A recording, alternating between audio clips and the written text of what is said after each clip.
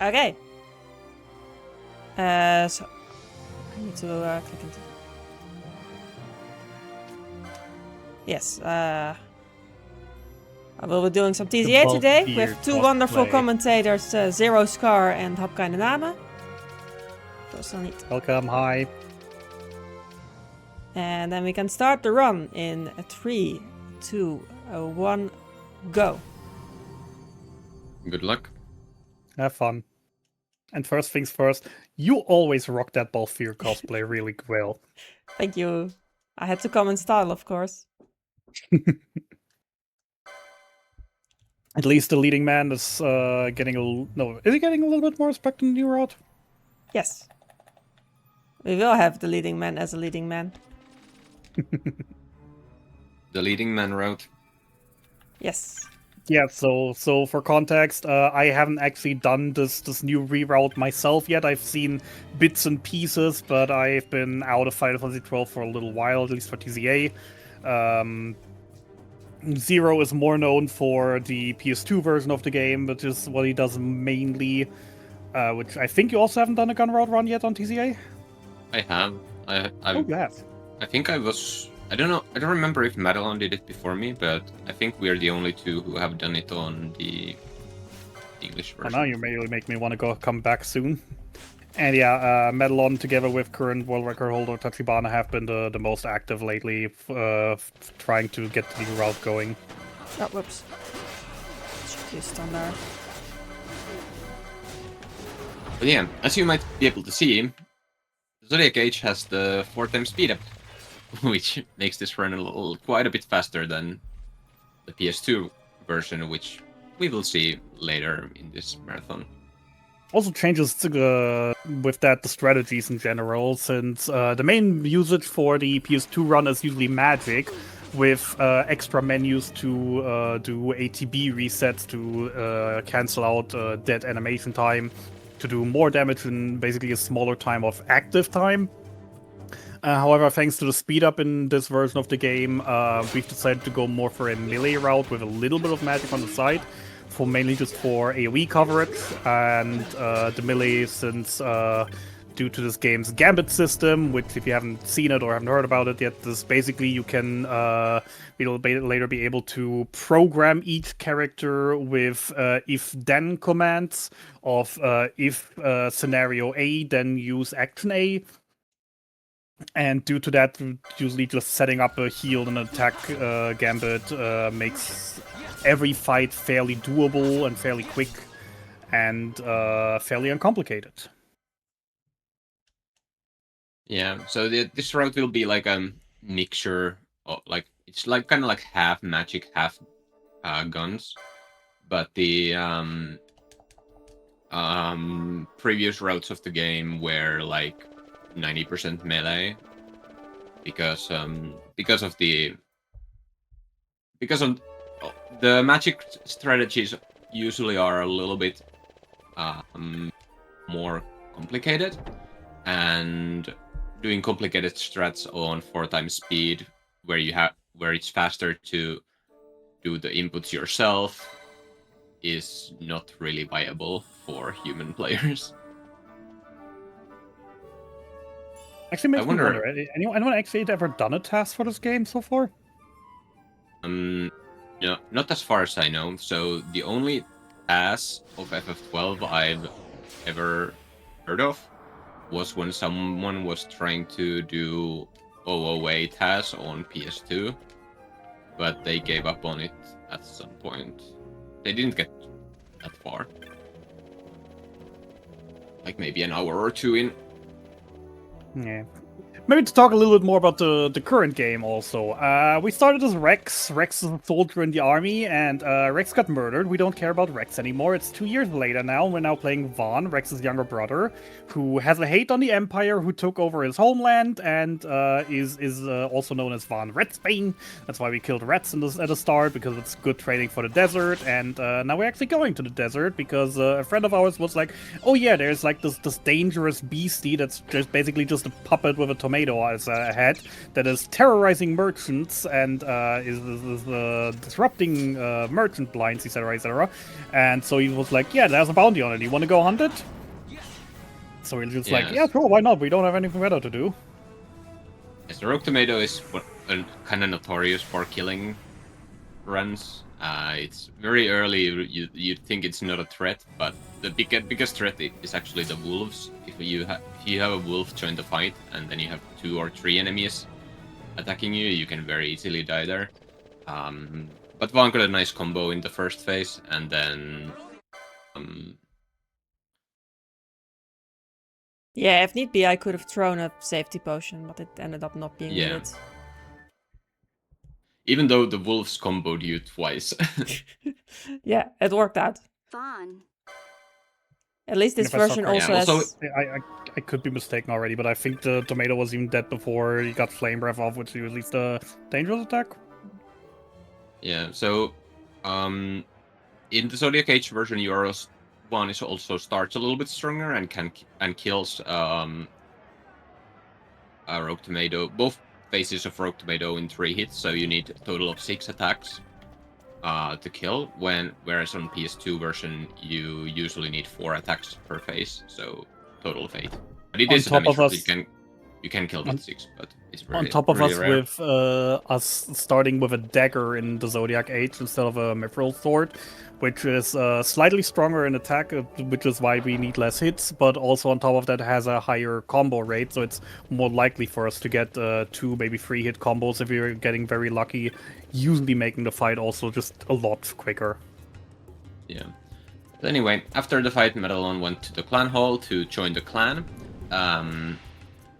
That is because there is this hunt system that Rogue Tomato is part of. So Rogue Tomato is the first hunt that we do in the run, and it's the only mandatory hunt in the game. But Madelon will be doing another hunt later to increase the clan rank. And clan rank, with the higher clan rank, you can buy different stuff from a clan shop.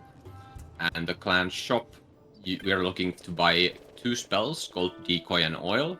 We'll get to those later, but that's the reason to join the clan. Yeah. You can't access the shop without... Yeah, exactly. You need to be a member to be allowed to use the shop, and then we would be able to get Decoy. And we also need a little bit more, 1 more hunt done before we're allowed to also buy oil. With the only hunt at this point of the game available being called Dextera, a big wolf that looks like a stuffed toy that was picked up together out of 10,000 different toys. It's kind of funny looking, not really a big threat to deal with, and along the way of one of the monsters that we usually want to grind out on. So not really a detour, fairly easy to kill. It's just like great conditions for us to kill him and then just get our spells from that, since they will be a very, very big impact on the run. Yeah. And now we take our first trip to the trial mode. So trial mode is very broken in this game. It was first introduced in the ICJS version of the game, but in that one you weren't able to get any benefits from it, as far as I know. Yeah. But here, if we do the first stage, Madelon just grabbed an item called the Diamond Armlet, which sells for 6,000 gil, and then killed all the rats. And after that, the game autosaves. And now if you load the autosave, then it puts you back to the main game, but you have the Diamond Armlet and all the license points you gained from the rats. So it's 2 for each rat, so that's 12 extra license points. And but mainly the Diamond Armlet, which sells for 6,000 gil. Yeah, 6,000 is a lot of money in the early game, when usually most things that we want to buy cost like 400 to 600 gil. Yep. That it will carry us decently into the mid-game. Also, we just started the notorious Sunstone quest. which is fairly similar, a fairly simple mini game. You go to these glowing rocks, you talk to them, and hold this little rock that the boy gave you to them, and then they will charge. They will charge the energy bar anywhere from 25 to 55%, usually meaning you need anywhere from 2 to 4 crystals to fill it. 35 is a fairly average roll in this case. We'll see what the second one will have to offer to us. We hope to really get above 75 if possible here. That is a 69. That is a nice percentage, but unfortunately could be bad. Which means now if we get a minimum roll of 25% on the third one, we might need to do a massive D2 to the fourth one. Yeah. The marathon luck.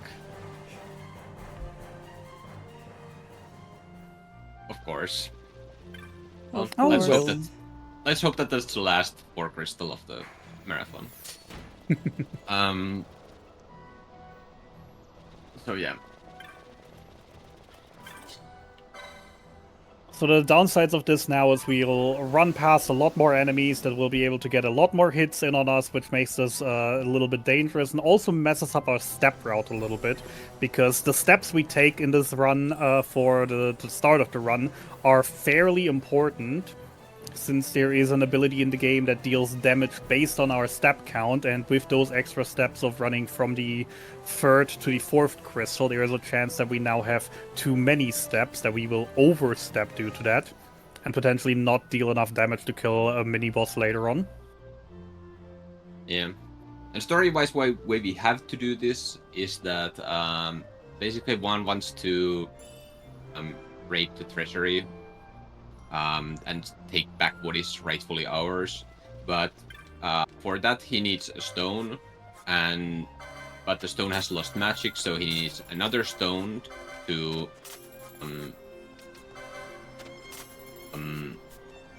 Charge restore the magics of the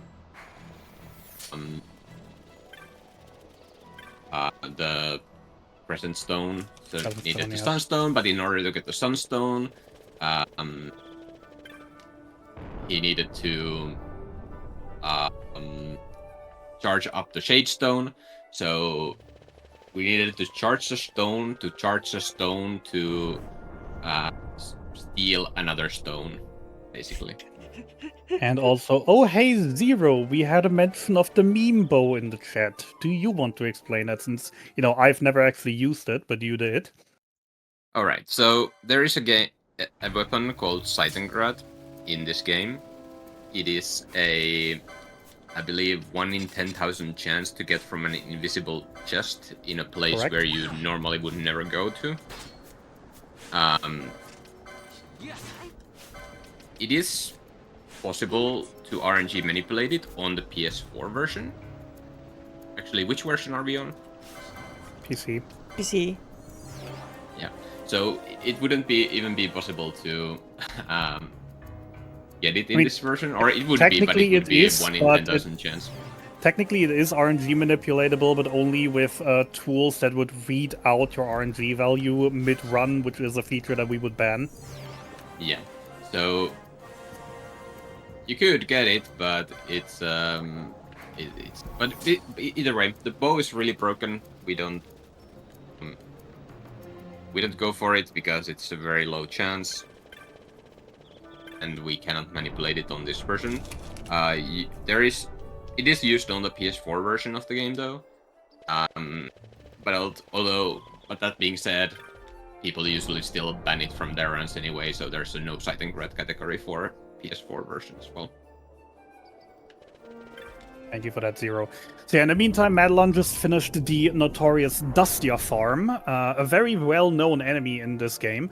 Dustia is a ghost that spawns in the Wester Sand, that only spawns in a specific area when you have a character with you that is alive and has less than 10% of their max HP.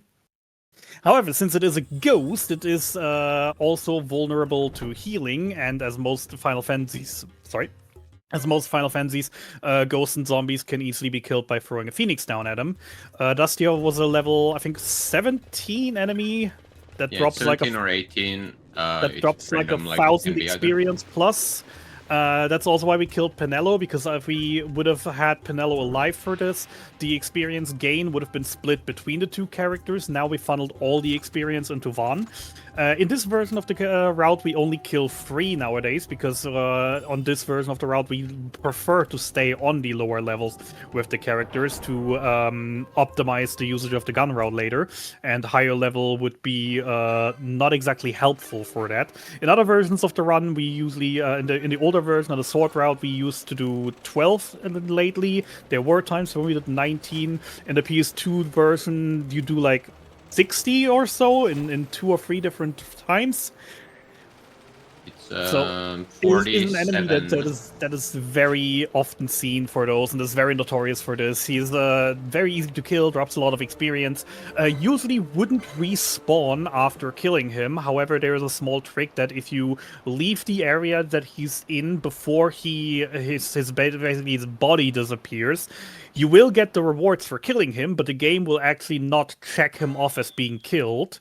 If the game would check him off as being killed, then you wouldn't be able to get him to spawn again unless you leave the entire zone and then come back. So you would have to basically go back to Rabanastra and then return, which is very dangerous because there's wolves around and you're on less than 10 HP. So they would be able to kill you in one attack, but thanks to this, we are just basically able to kill him, immediately leave again, immediately go back in again, and voila, he's back there immediately.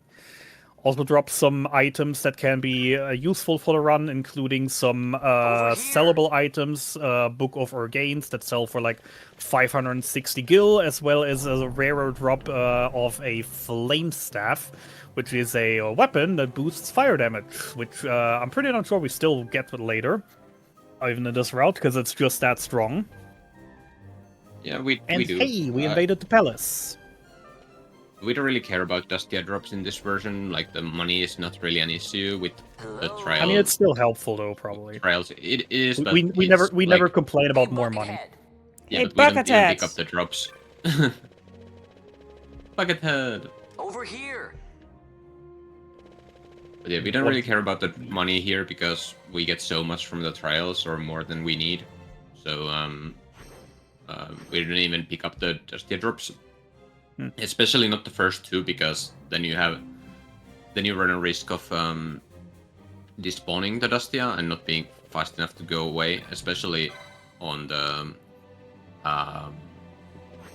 Times 4 speed. especially if you have speed up on, it gets really tricky to get out of the screen.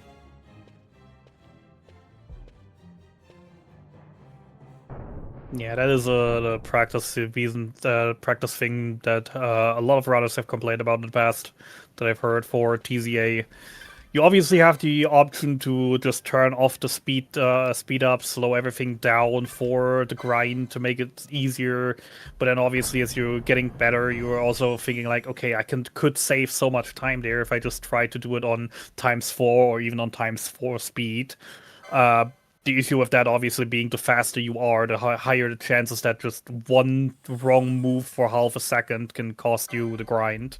And at that point of the run, most likely going to be a reset. Though on the other hand, this is usually like around the 12 to 15 minute mark in the run, so it wouldn't be the worst reset point to do. But considering it's skill-based, not RNG-based, everyone has to know for themselves how much they want to risk there. At least in the older route when we really wanted the drops. We technically also didn't need them, but they made some shops a lot faster by having the extra money from the drops instead of having to sell 20,000 items worth less than 100 gil.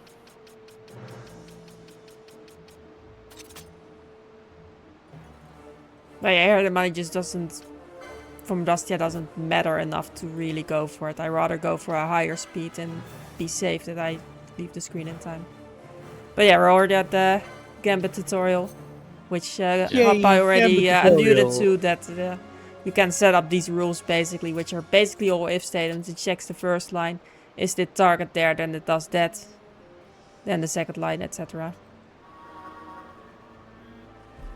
Yep. And yeah, after this point we are also able to, like, until this point we haven't been able to set up our own gambits, but now we can. a quick menu there to increase the battle speed back to full, and then entering the trial mode again. Now that Fran and Althea are in the party, we can do a little bit more in the trial mode, but still grab the Diamond Armlet for money, and then finish off all these guys. And well, I have to see if the route has changed since I've ran it. But yeah, now the characters have enough license points to unlock their jobs. So this game has a job system. There are 12 jobs. You can see all of them in the screen right now, but it's really quickly. But either way, we grab the Red Battle Mage for both Vaughn and Balthier, because Red Battle Mage has a spell called Dark. And Dark is really, really powerful for this point in the game. And we're setting gambits to cast Dark on the highest HP enemy. So they will. Yeah, what makes Dark so special, especially in this version? Most other versions, Dark is only available very much later in the game. It is, as you might have been able to tell from the name, it is a Dark Elemental spell, which deals dark damage. It's a spell, so it scales with our magic. The things that make it especially special is that it is slightly stronger than the other elemental spells we would be able to get at this point of the game. And on top of things with that, it is also an AoE spell. So it is the earliest AoE spell we have access to. The next one we'll only be able to get in about 40 minutes from now. 30-40 minutes from now is when we get access to the next spell, which is only like a third through the game. So having access to this early is just very, very powerful, especially since with 2 Dark Casters right now on us, we'll be able to basically kill most enemies we could encounter right now with these 2 Dark spells. And all the routes we usually try to, in this segment of the game and the sewers here, group a couple groups of enemies together and kill them for license points. Madelon didn't do that here, so I'm assuming it's just no longer needed. Yeah, we did the extra trials for license points, so we did 3 stages of the that trial makes mode. sense. That obviously makes sense. That's quite a bit of license points. Yeah, definitely.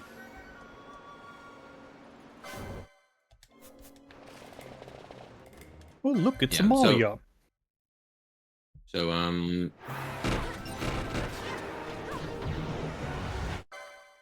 now we get to the Flans. Flans die really quickly as well with Dark.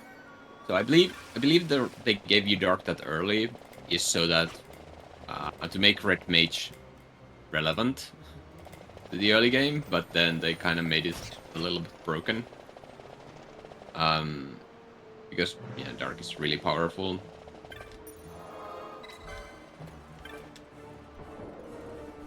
Touching the crystal to get the full HP before the boss, an MP, and then we have Firemain.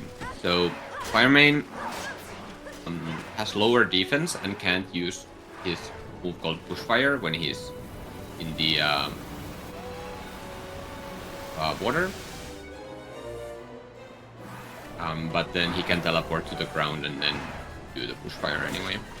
Yeah, a little unlucky with the teleport. Teleporting enemies in this game usually annoying anyways, since teleporting is working weirdly with the targeting. Sometimes when an enemy teleports, it will still count as active, so your characters will attack or cast spells, etc., but the teleport is already in motion, so they don't take damage. Or sometimes when they teleport towards you, there's always like a small delay between when they actually become targetable, but your characters might still be casting or attacking a little bit too early, basically whiffing their attacks into nothing. Was a little unlucky fight with Firemain, but honestly, Firemain at this point of the game is already not the biggest threat anymore. And Zero said, one of few enemies in the game that has a special property, since it is a fire horse in the sewers. Once you lure it into the water, it gets weaker, which is a nice little benefit that I don't think that many enemies actually have in the entire game. Yeah, that the one other enemy weakness I can think of is Slit later, when Slit takes similar damage when Slit takes less damage when he's on top of water. But yeah. We were in a prison fight, or we got thrown into prison. We got into prison fight, and they take away our weapons, but they can't take away our magic. And Dark is still really powerful and basically one-shotted Van and Balfir both casting Dark.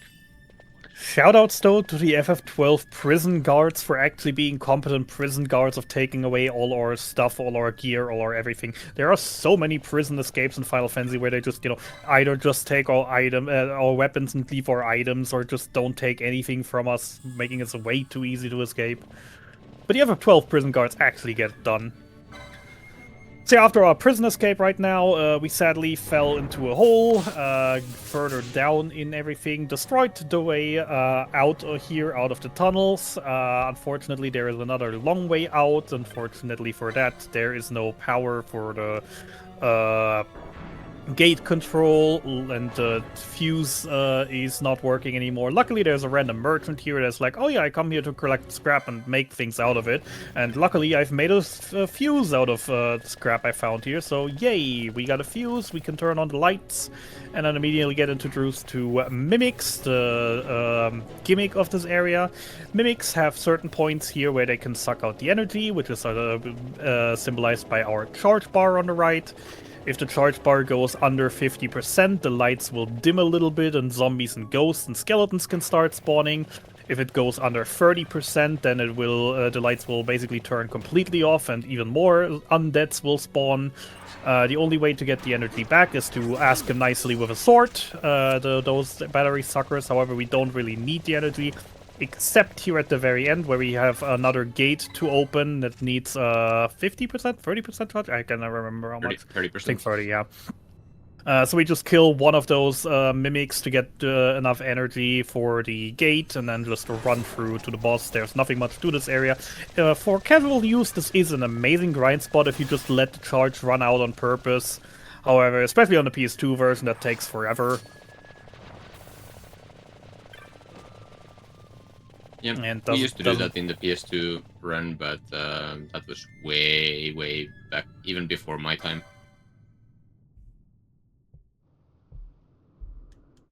Also, when we did the prison escape, we also involuntarily rescued a man named Bosch, Captain Bosch von Ronsenberg, who was apparently the Kingslayer, the man who 2 years ago murdered the king and Vaughn's brother. However, as he is now telling us, it wasn't him, it was his twin brother that betrayed his trust and to join the evil empire. And then they used him as a scheme to make it look like it was him. And he's been in prison for 2 years since then. And, he just kind of was collateral on the way. We didn't really came to prison to rescue him. We literally just wanted to go out. But, well, now he's with us, and he is a strong fighter, so we asked him to tag along to help us get through here. Technically, we don't really need him, but, a little help can never hurt. And thanks for rescuing him and moving the story along later on. Also, Mimic Queen. Very threatening boss, does very much. I don't think I've ever seen him use Crown Shaker this early before. Yeah, it's because the charge is low. Very interesting to hear. There are still things I'm learning about my favorite game every day. Yeah, this route typically sees one cinematic attack, so that's fine. And now I have a bit of a cutscene. I've been killing the mimic still, but I see that it wasn't really an issue. By the look of it. Let's back to yeah, so maybe also another thing to mention, as we said, the gun remake, the gun route is still fairly new and isn't fully explored yet. There is already, technically what Madelon is doing here is already outdated, as Tachibana already came up with something better, from what we've heard, that Madelon hasn't quite adjusted yet, was my last stat of things. Is that still correct? Yeah, like Tachibana does the stuff that's more challenging, but it ends up being faster, but like... It does come at a more difficulty spike as well, so I'm still doing like the same thing I'm used to, rather than switching right before a marathon. Yeah, makes sense. So yeah, the other thing with the gun route is it makes for a faster start in the game. As we said, we only killed 3 Dustiers. In the old route, we killed 12, which meant we had to do a detour to buy more Phoenix Downs, and then obviously do the extra Dustiers, which takes more time. So that's where the gun route saves a little bit of time at the start of the run, then loses a little bit of time in the early game by only having 2 battle mages casting Dark instead of having 3 of them. For the next little bit, which slows down the run a little bit. The grinding session in the mid game is also is a little bit shorter, but takes a little bit longer from what I've heard. And then the end game is usually where the gun route really picks up the slack and just demolishes bosses in ways that the old route wouldn't be able to. And is the point where the gun route catches up everything and then some. Yeah, sounds about right.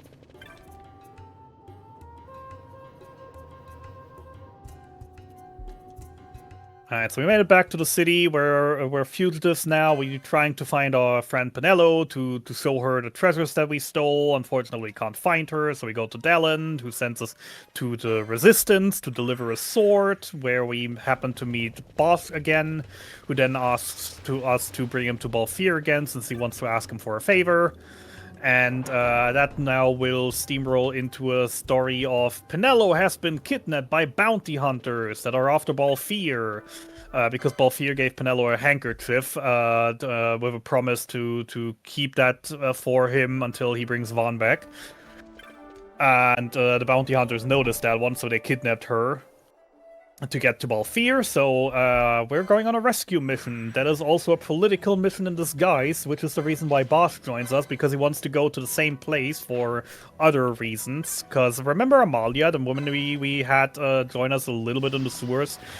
She's basically the leader of the Resistance and a very important person and got captured with us, obviously. And Bosch heard of that in prison from his brother when he was interrogated, and now his plan obviously is first of all to rescue her, because she is a very important political figure. So our goals align, so Bosch tags along, Balfir and Fran join the party again, and now we have a crew of 4. Unfortunately, the game does not allow us to ever have more than 3 main characters in the party.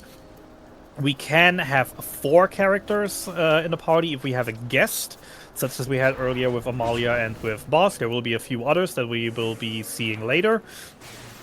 But for the general, we'll be running around most of the game with only 3 characters. And yeah, there we did our detour here to kill Textera now, to get our clan rank up.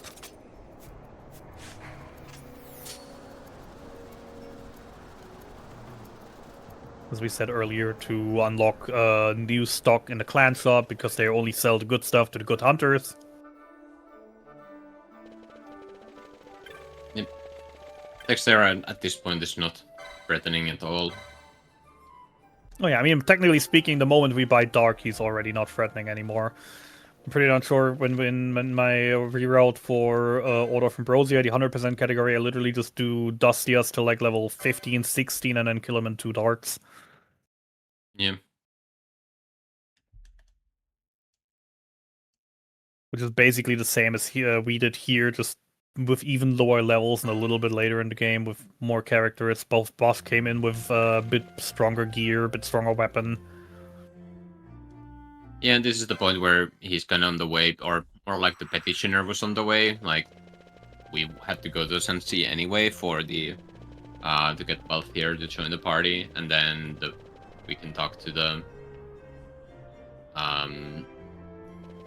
petitioner there, and which unlocks the hunt, and then we are right next to it when we're going to the aerodrome anyway, so it works out very nicely.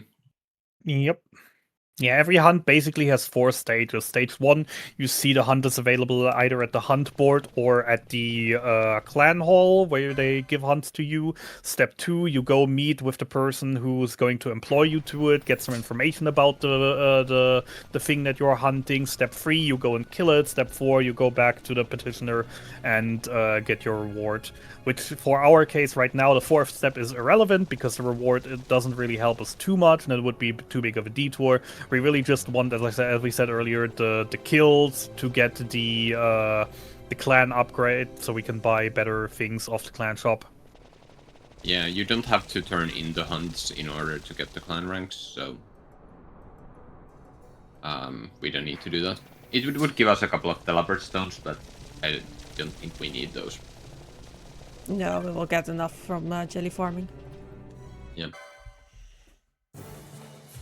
Farming, yay!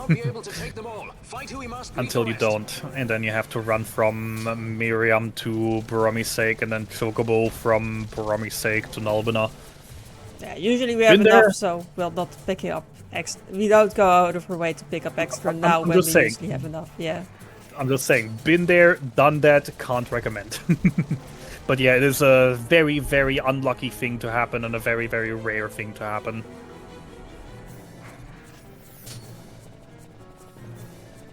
Alright, we found the bounty hunters. The bounty hunters said they already let Penelo go and they're now chasing us. You can see the bright, big red dots chasing us around the arena. It's a very special boss as well, as they are actually chasing us through. We could kill them, we wouldn't really get anything except for a couple LP and a cutscene of the bounty hunter being angry and being like, I'll get you, smashing his weapon on the ground and running away in fear.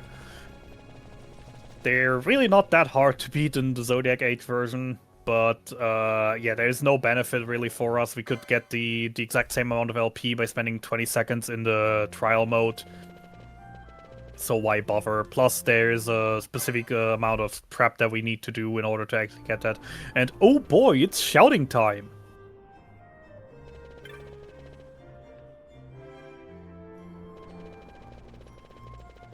Yeah, so are Don't we going to see the Andor's 2-shout? lies. Yeah, Andor's lies, don't believe them. Mr. Lady, though. Is that intended? I'm Captain Bosch. I'm Captain Bosch from Ronsenburg of Dalmasca. Actually getting all 3. Nice. Done. Nice 2-shout. Yes. Alright, cool. I didn't actually know 2-shot was possible without the lady next to the first tour guide. I did know it was possible. It is you can low roll though, so it is a little bit scary. Yeah. In specific right now, our friend Penelo now got taken in by Lamont, who was with us, who turns out to be the evil emperor's son, the little brother of the main bad guy of the game. But he's actually quite a chill guy, and he fights for what's right. And he took Penelo in, who was about to be punished for wandering the mines. Instead, Lasanao said, "Oh yeah, she's gonna be my travel companion now." And then yeah, everyone's happy with that.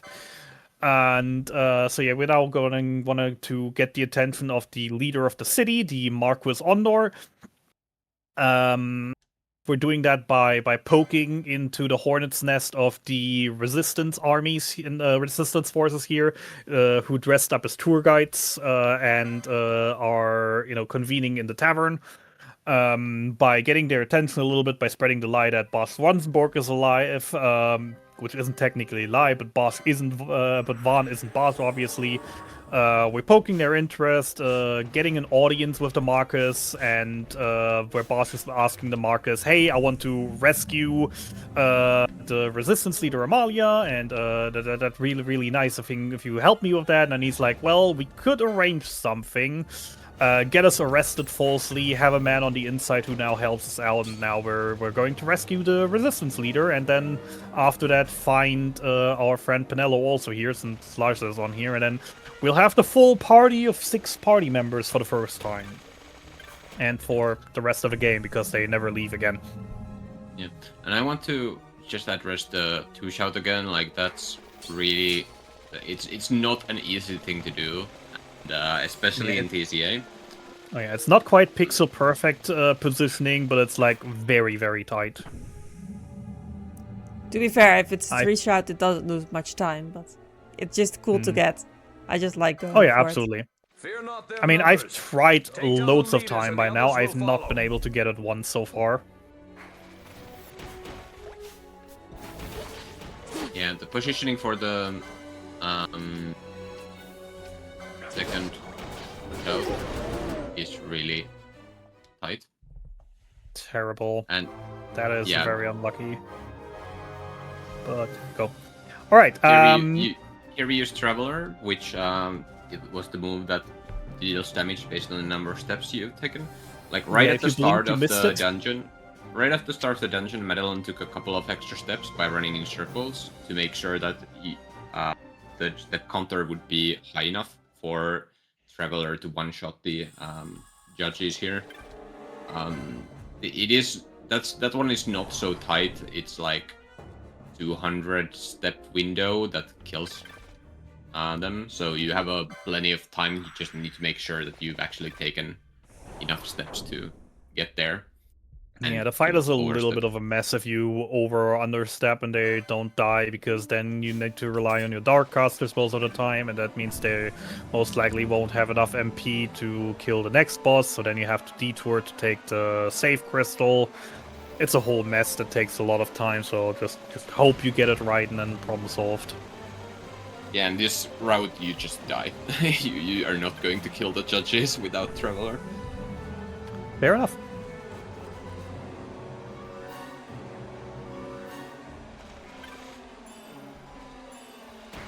I mean, you could, but like it would be really difficult. I mean, as I said, it probably would take a little while and be messy in the end. You probably have to recover by it, doing the detour to the save sphere. Also, hey, Reflect modes.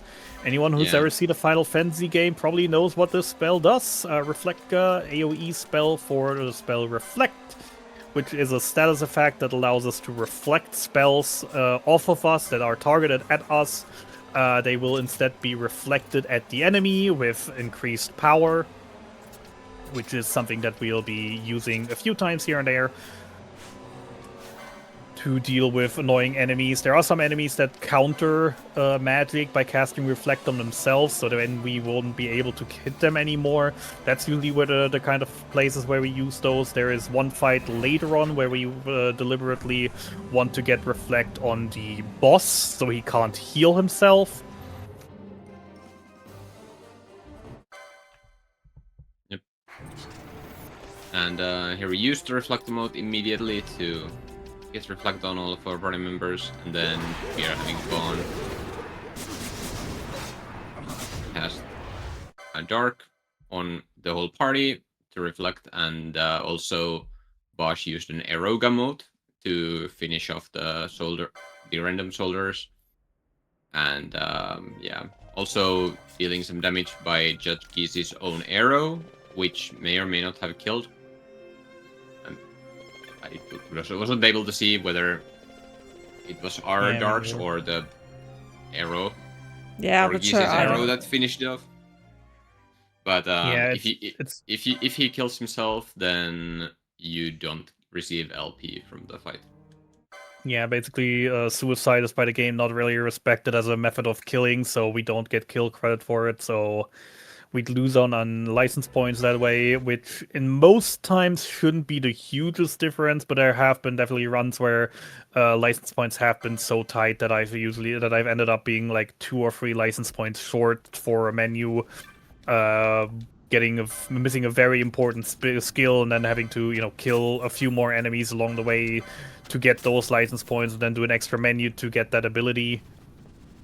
It's a whole progress, but it doesn't happen too often, and for Geese especially, it usually isn't too impactful as long as everything else around it goes right.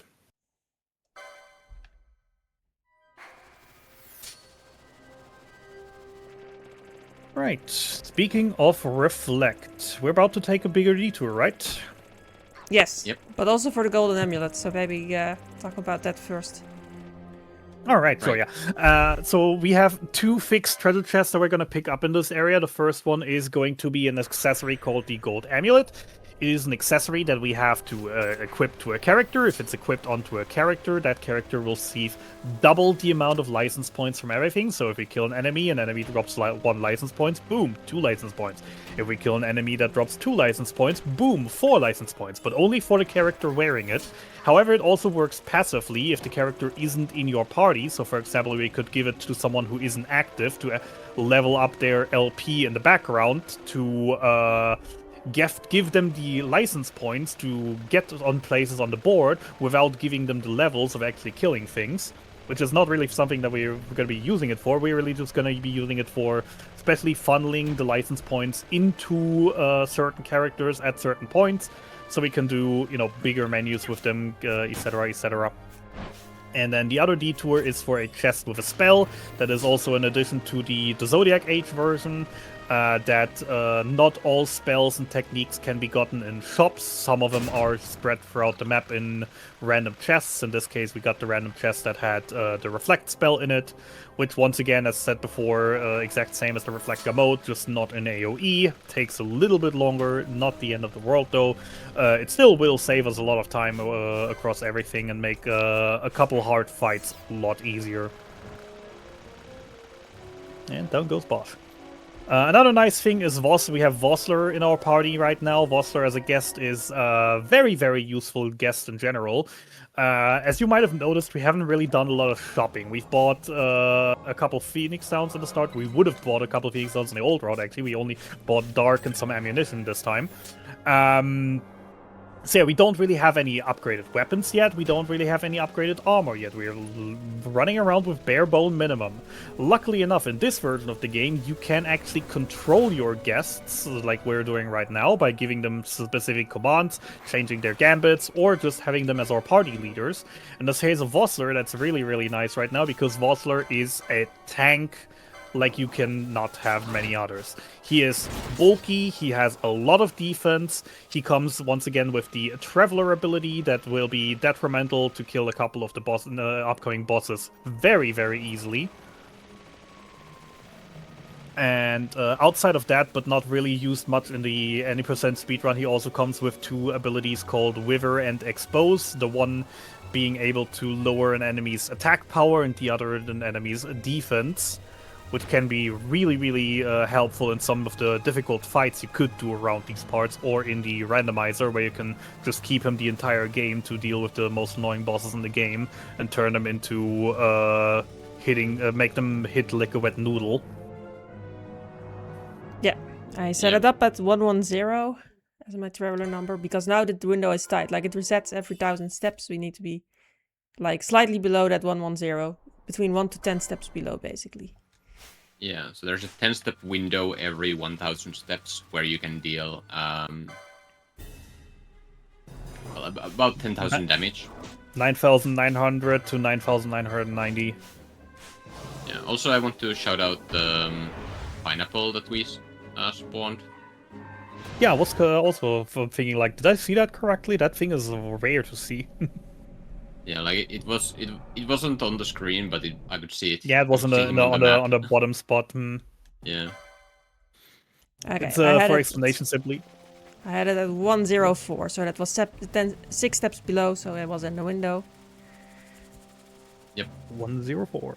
Yes. So yeah, pineapple simply being a rare enemy that only spawns rarely. I think it was like 20-25% spawn, has a few different locations. It's not that often to see, doesn't really impact. It's just like oh hey, we got lucky thing for something that doesn't really matter. Welcome to Tour of Wraithwall, where we look at the amazing Galtian architecture that you can see here.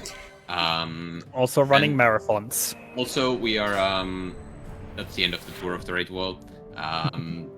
Sorry, it was a little bit long, but now you can find a gift shop. Right there, you can find weapons and amazing artifacts you might want to hang on to your walls or whatever, but we're going inside the dungeon where there's definitely not gonna be any threats to us all. Like, for example, wait, this wall is trying to kill us. Let's... Oh my god! Run away! Yeah. Well, luckily this wall is dumb because it can only go in a straight line, but at the end of the straight line there is a door. Haha, I tricked you. But yeah, We the Tour of tricked you. Wraithful was burning steps for the next traveler.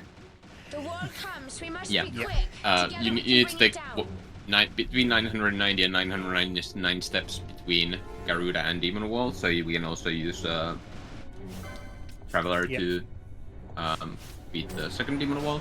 Yeah, he has about 8,000 health, so with a well set up Traveler, we'll be able to just kill him in a single attack. Demon Wall has more than 1,000 HP. 8,000, I said. More than 10,000. No. I mean, you need to do a little bit of attacks before you can kill with Traveler. Grabs the guidebook. Yeah, it's about like 10,500 or something like that. Oh my god, you're right. 10,332. Yeah.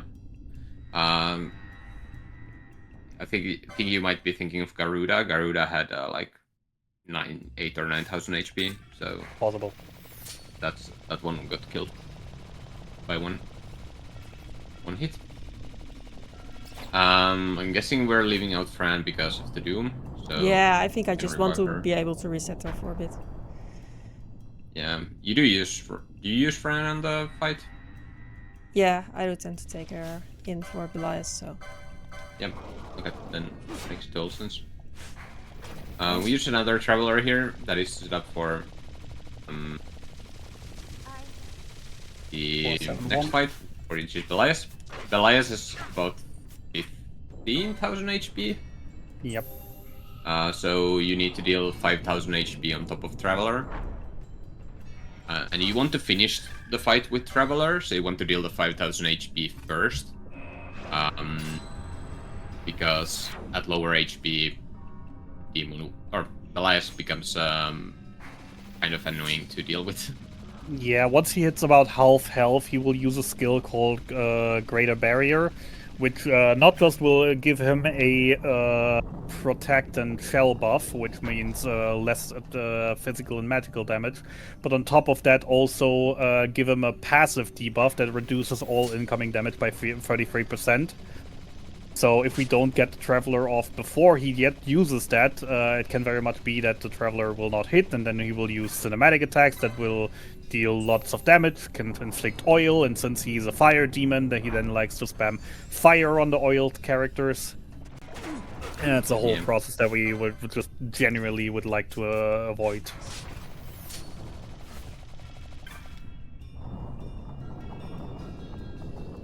Small thing not too often seen, since Vossler is a guest and doesn't actually count towards the party. If all other party members die, the game will prompt us to switch in someone else, since Vossler is not a valid character. The same thing goes when every character in our party dies, except Vossler. It still will be a game over, even though Vossler would be perfectly capable of throwing Phoenix Downs at the rest of the party at that moment, even though he's all alone. Yeah, Belias is one of the trickiest fights in the run.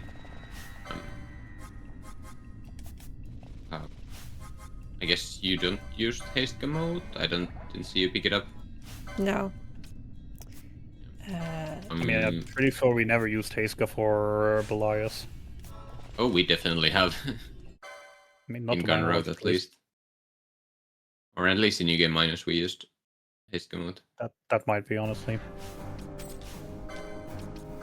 It's always fun when different runners clash on top of each other and learn new things in the middle of a marathon run commentary. So does Vossler's shock mode deal more damage than Ash? I just mainly want Vossler as the tank. Oh right, right. Yeah, makes sense. You know, aggro regeneration in general in this game is kind of weird. Unless you use a certain buff that we'll talk about later. Double checking the HP there, it's kind of hard to see sometimes whether or not Belias is low enough for Traveler to kill, but you can kind of look at the text, the info text, and see if the HP aligns with that. That'll work out nicely though. But yeah, didn't that was quite nice, kill, nice but blast. one more attack after that did it.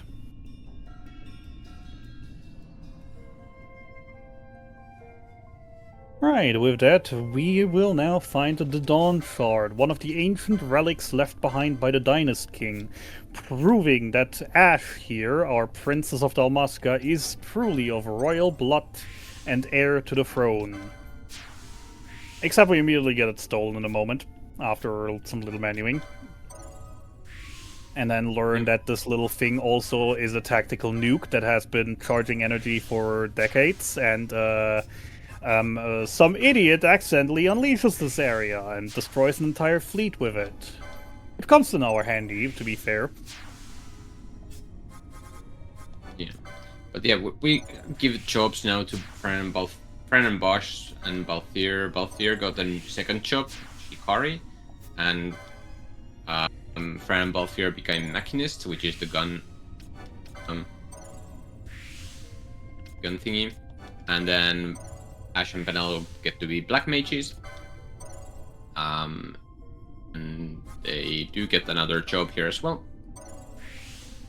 which is Bushi. Bushi is the katana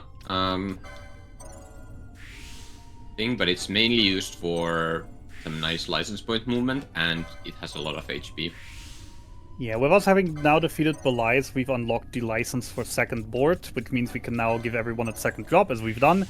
And the thing is, with both license boards have the exact same thing. For example, the exact same armor license. If you activate it on one, it gets activated on both sides, which we can use to basically teleport around a little bit between the license board, which is why we're pairing the Black Mage, the magic caster, with the Katana wielder, since those two boards have incredibly good synergy, both in their passive buffs, in their armor placements. It overall just saves us hundreds of license points by just not having to fill from point A to point B, but instead just activating one or two licenses on the second board in order to get to point B on the other board. Yep. Ash got the license for Golden Amulet there. Yeah, which is the main reason I already want to do this menu here for them as well. So I want to start getting that double license points. Understandable. Once again, the double license points is nice, but you also gotta consider, yes, every normal enemy only gives 1 LP, but every boss we kill sometimes gives 5, 10, 20, 50 LP, and then doubling that is absolutely huge, and considering we have a couple small boss fights in front of us. Yeah, Bustler gives 30 LP, presence. so that's 30 extra LP that Ash gets. That menu. And all adds up together. But yeah, bringing in Balthier, we also licensed Belias on Balthier there, and we're actually going to use an Esper in FF12. What is this? Mind blown. I mean, to be fair, there was this small period where even on the old route we wanted to use Espers in late game, since Espers in the Zodiac Age have gotten a significant buff to them. They all got their HP pools increased by 5 times what they had in on the PS2 versions of the game. Both the International Zodiac Job System, which was Japan only, never made it to us to Europe, which is what the remake version here, the Zodiac Age, is based on, mainly. Neither the PS2 version, both of them had basically normal ones. So you can see Belize here currently rocking nearly 3000 HP. On the PS2, that would be 600. So that is a massive increase. Yep. And Belize also doesn't take any damage from Bustler. So it's like, Bustler is really a summoning tutorial. Yeah, comes with high enough base defense. That is actually insane to see, to be fair. I knew I've heard about this strat before, and also as a backup for the older Raoul, but I've never actually seen it in action, and actually seen this actually, I'm saying actually way too often right now. But yeah, it is really impressive to see that that's that much of a difference. In the older routes, we would use Reflect here, since, as I said earlier, there are certain bosses that counter our magic attacks with cast and reflect on themselves. Vossler would be one of them, so what we did was have some mages out with Dark and the Arrow spell, which is slightly stronger, that we would have gotten at this point already, and we would have used those spells reflected off ourselves in order to kill him, with Bosch as a main tank funneling a lot of HP into him, since Wasser hits really, really hard, and then just basically having Bosch spam high potions on himself the entire time to try and stay alive, which sometimes also didn't work out, and sometimes he just didn't have enough potions left at that point of the run to make that. But yeah, that one looked very clean, very easy, and honestly, as I said, impressive. Yep. And that's not the last time we summon in this category, I think. We need him to open a door, but I think that's about it. Oh, you don't use them as a tank anymore in... No. Okay.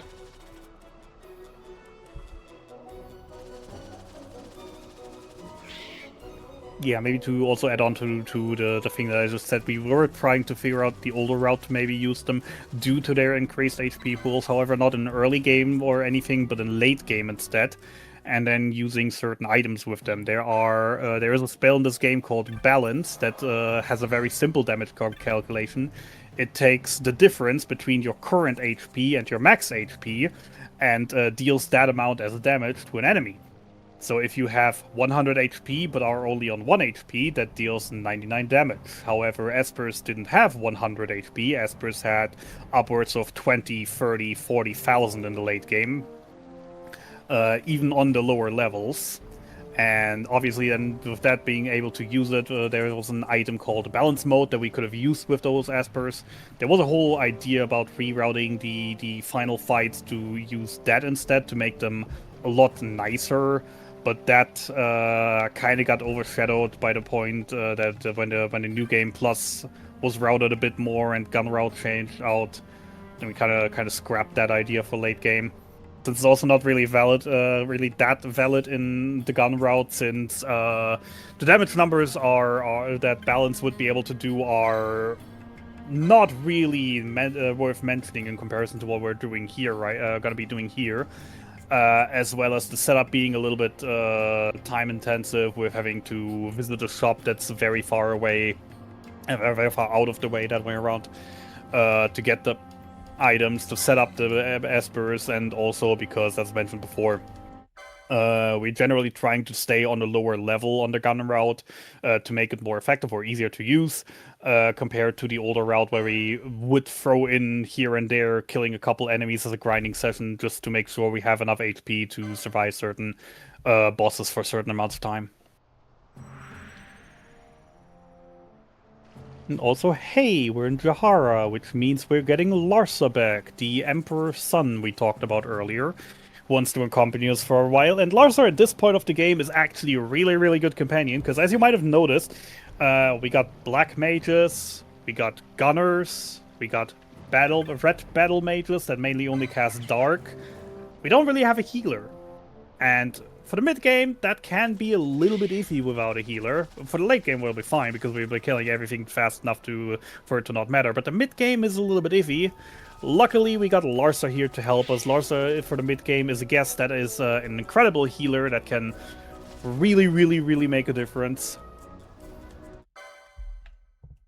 Especially in the PS2 version, where he has infinite high potions.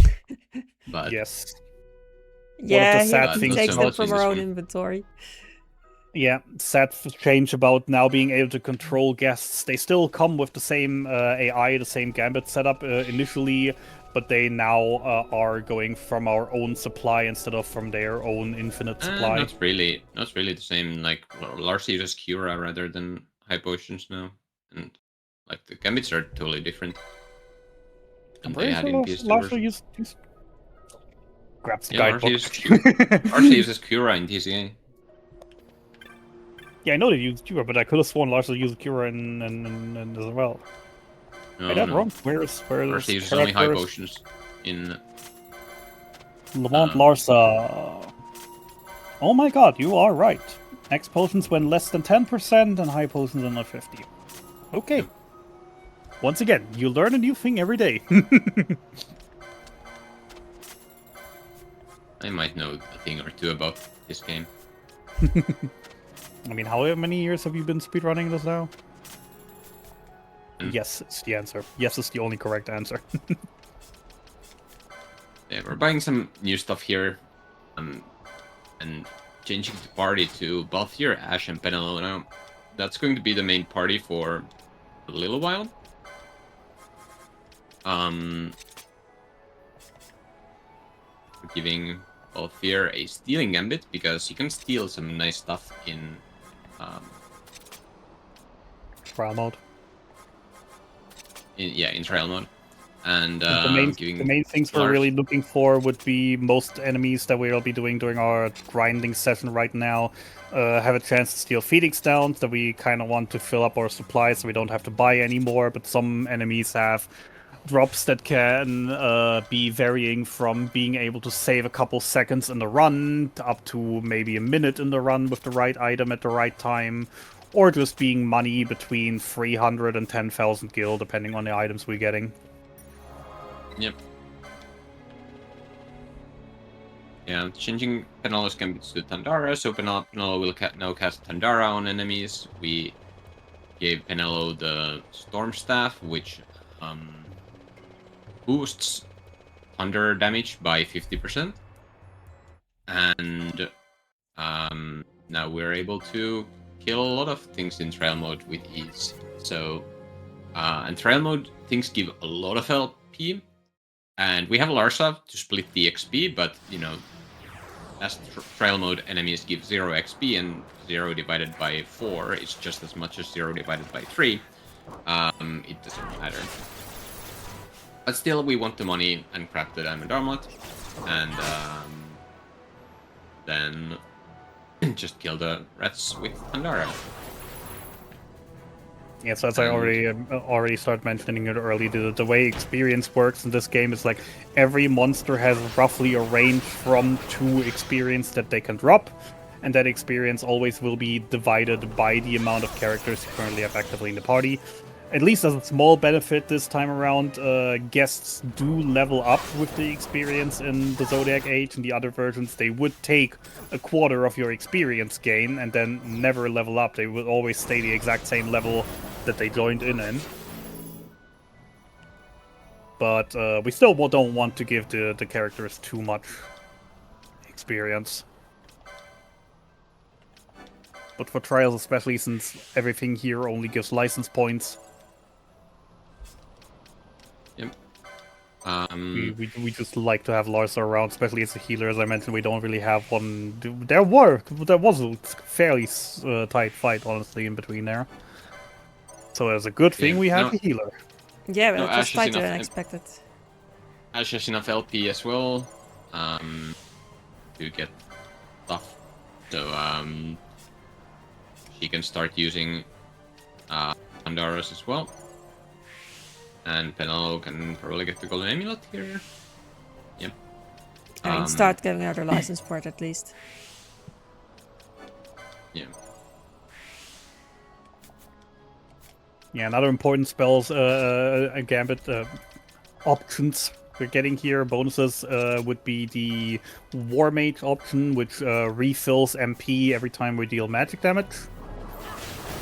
And considering that, you know, we are giving that to the characters that are currently doing nothing but casting Vandara, they always getting a little bit back, and since we're using AoE spells, they are getting a little bit back per enemy they heal, usually netting, depending on the groups we're fighting, a small positive or barely a minus, which allows us to do the grind. Are you still supposed to have golden amulet on Ash? Yes. Okay. Like, I try to minimize switching a little bit, so basically I switch it around once, and then it's just Penelo having it. Yeah, that's good. I was just making sure. Yeah, it can be costly to make a mistake and switch too late, and then you figure out that one character has, like, way too little license points. But Ash will also take on the decoy duty, so she needs a little bit more than Penelo anyway. It's not the end of the world, since you do always have the option to just spend another 2-3 minutes in trial modes if need be, if the license points are the issue. Though obviously we're speedrunning, so we're trying to minimize having to do that as much as possible. Now we're selling the diamond armlet that we got, and that allows us to buy a brigandine for a better weapon, and another mage's hat for some extra magic damage and MP. Touching the crystal, so to refill the MP that especially Penelo was running very low on, and then we go back to trial mode to do the first 7 stages again. Yes. Maybe to also touch a little bit on armor in this game, there are 3 different kinds of armors in this game. There is heavy armor. Heavy armor has the highest defense out of all armors in the game. Heavy armor, once equipped to a character, increases also their character's strength, which directly affects their physical damage, which is nice to have on DPS-like characters. We have magic armor that, when equipped on a character, raises their maximum MP, as well as their magic power in general. On top of that, they also have the highest magic defense, so they have the best hats in the game. Armor is usually divided. The chest pieces give defense, the hats give magic resistance. They have the highest magic resistance. Berserk bracers. Ooh. Oh. That's a nice 3% steal. That's pretty nice. Yep. That's actually a pretty good steal to get in this route. We'll That's talk the about that. best steal to get in this. We'll Yeah. talk about that in a moment. And yeah, then we have light armor, which is part of the Brigandina we just bought, which doesn't really have that amazing defense compared to the other 2 options. Doesn't really give a benefit for our damage in terms of strength or magic, but instead of that, it has light armor gives a boost to our max HP, which will be very important later for some of the shenanigans that we're going to do in late game. And yeah, the Berserk bracers. So the werewolf we're fighting on the 5th floor of trial mode has a 3% chance, and I want to repeat that, a 3% chance to steal the accessory Berserk bracers from. What are Berserk bracers? Very simply explained, very easy to explain. Berserk bracer is an accessory, you give it to a character, that character is now permanently in the Berserk status. A character with Berserk status attacks slightly faster and slightly stronger than they would otherwise, on the cost that they are no longer able to receive commands. However, with the added benefit of it being an equipment piece, that means whenever we need to actually give them an action or something, if anything should go bad, we always have the option to just unequip the equipment piece, to remove the status effect, to then salvage the situation, and then can put it on afterwards again for them to deal damage again. We do want to get 2 of them in this run. One of them is coming up in an area in a little bit. That is a small detour that is a guaranteed spawn, a guaranteed chest. It's always there. It's always a Berserk bracer. And then the second one would only be in the second to last dungeon of the game. At the very start of the second to last dungeon in the game. However, that chest only has a small chance to actually spawn, so you'd sometimes stuck for 1 or 2 minutes leaving the area and leaving the area, entering the area, checking if the chest is there, noticing it's not there, leaving again, entering again, and it's been stuck in that loop for a minute or 2 before the chest finally pops up. So now having the steal from the trials makes it so we can skip that second one and also get the benefit of having 2 Berserk bracers earlier, which, as I said, faster attacks, more damage. In general, it means faster and easier fights. And also, not needing to buy any Bacchus wines, right. Yeah. More money saved as well.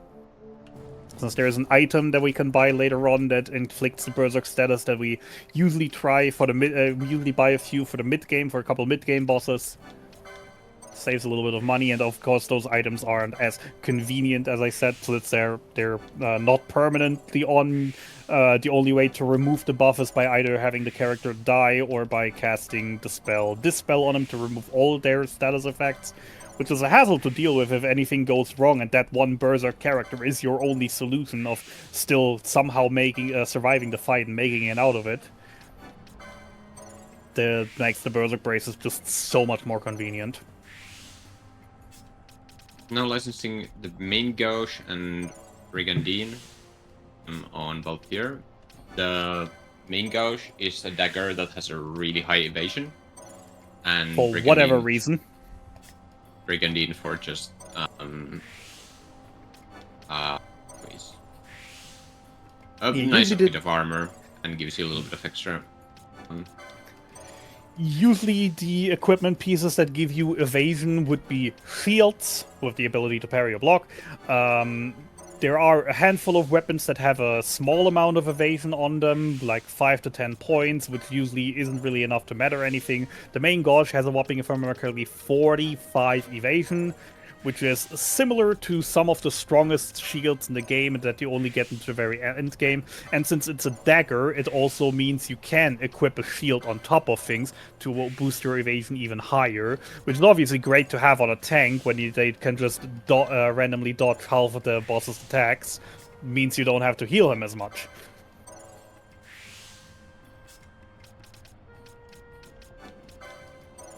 Yep. Yeah, And with we're that we giving finished. With this also, we've just finished our trial grind here now. We're doing spending all the license points. Look at all the hundreds of license points we got here. Getting more HP on everyone, swiftness licenses so they attack faster, a couple extra things for MP generation for the mages, more damage overall, more health, everything nice, and some more of everything. And with that, then we're moving on to the next story area, where we will be grinding a little bit more. However, this time not specifically for license, but this time for levels and drops. Drops for money to sell later on to make the money for the rest of the run, or most of the money for the rest of the run. And also the aforementioned teleport stones that we need to travel around from between the orange crystals, which can save us a lot of travel time. And I'm pretty unsure we do commit a little bit of murder beforehand, right? I'm pretty unsure that's still a strat to kill Larsa beforehand. I'm actually going to keep him alive, because I like the healing more than I like the levels. It smooths out the grind. The levels don't more. really matter for the gun route. I mean, I was about to say, it probably doesn't matter too much in the gun route anymore. In the older route, we do want to do this as a level grind. I also just want to point out at this point the difference between old route and new route. Old route, thanks to all the extra Dustias and a couple kills gotten along the way, usually at this point is around level 19 to 20. We've just seen in the menu, if you paid attention, our characters right now are between level 9 and 10. A little bit lower. At the end of the grinding session that we are about to do here in the next dungeon, the older route usually would prefer to end somewhere around level 23, 24. I'm not sure how far we are going to get here. Probably not close to that. Probably I'm thinking more like 18, 19. I think that's about right. I Yeah. don't remember. You do get quite a bit of levels from the brain pants, but I mean, to also put that into perspective, we're now going into a dungeon where the mobs are around level 25, 26-ish. So obviously we are a little under-leveled. However, levels in this game also don't really matter too much. Levels give a little bit of a boost to strength and magic, so to our damage output, but usually not that really significant unless you're stacking up a lot of levels on things. And max HP. Max HP usually is the thing that we grind levels for in this run, because obviously we need certain amounts of HP at certain points of the game in order to be able to survive certain attacks. Because if we can't survive attacks, then we can't kill things. So most of the level grinding is mainly done for the health. And as we said earlier, in the gun route especially, we kind of want to keep it a little bit lower than we have to, in order to make the setups in the later game easier. You know, from what I've read, it technically would still work on the higher levels, if I read that correctly in the notes. The level doesn't really matter at all. Like, I mean, I guess you don't want to be like level 90 or something, but. I mean, I guess since the setup is step 1 kill yourself, step 2 revive yourself, in order to get into that HP range that we want our characters in later. I mean, I guess higher HP means they might be able to survive an attack and need a second attack to kill. So I also doubt that with the current HP values we have, the HP values we would have in the 20s, and the amounts of damage we can deal with our spells. that would be an issue.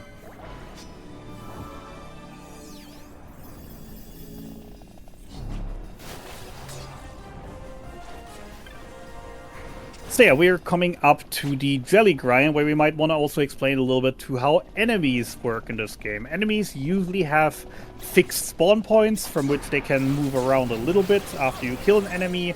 In certain areas, there will be, after a certain amount of time, after moving a certain distance away, some might respawn, but not all of them. If you move 2 zones away, go through 2 of the dotted lines, the enemies will respawn, get all of them. And we'll be using that here in these in this junction area here right now. Every time we hit the control button, slimes are gonna drop from the ceiling. 16 and chain free. That's pretty good.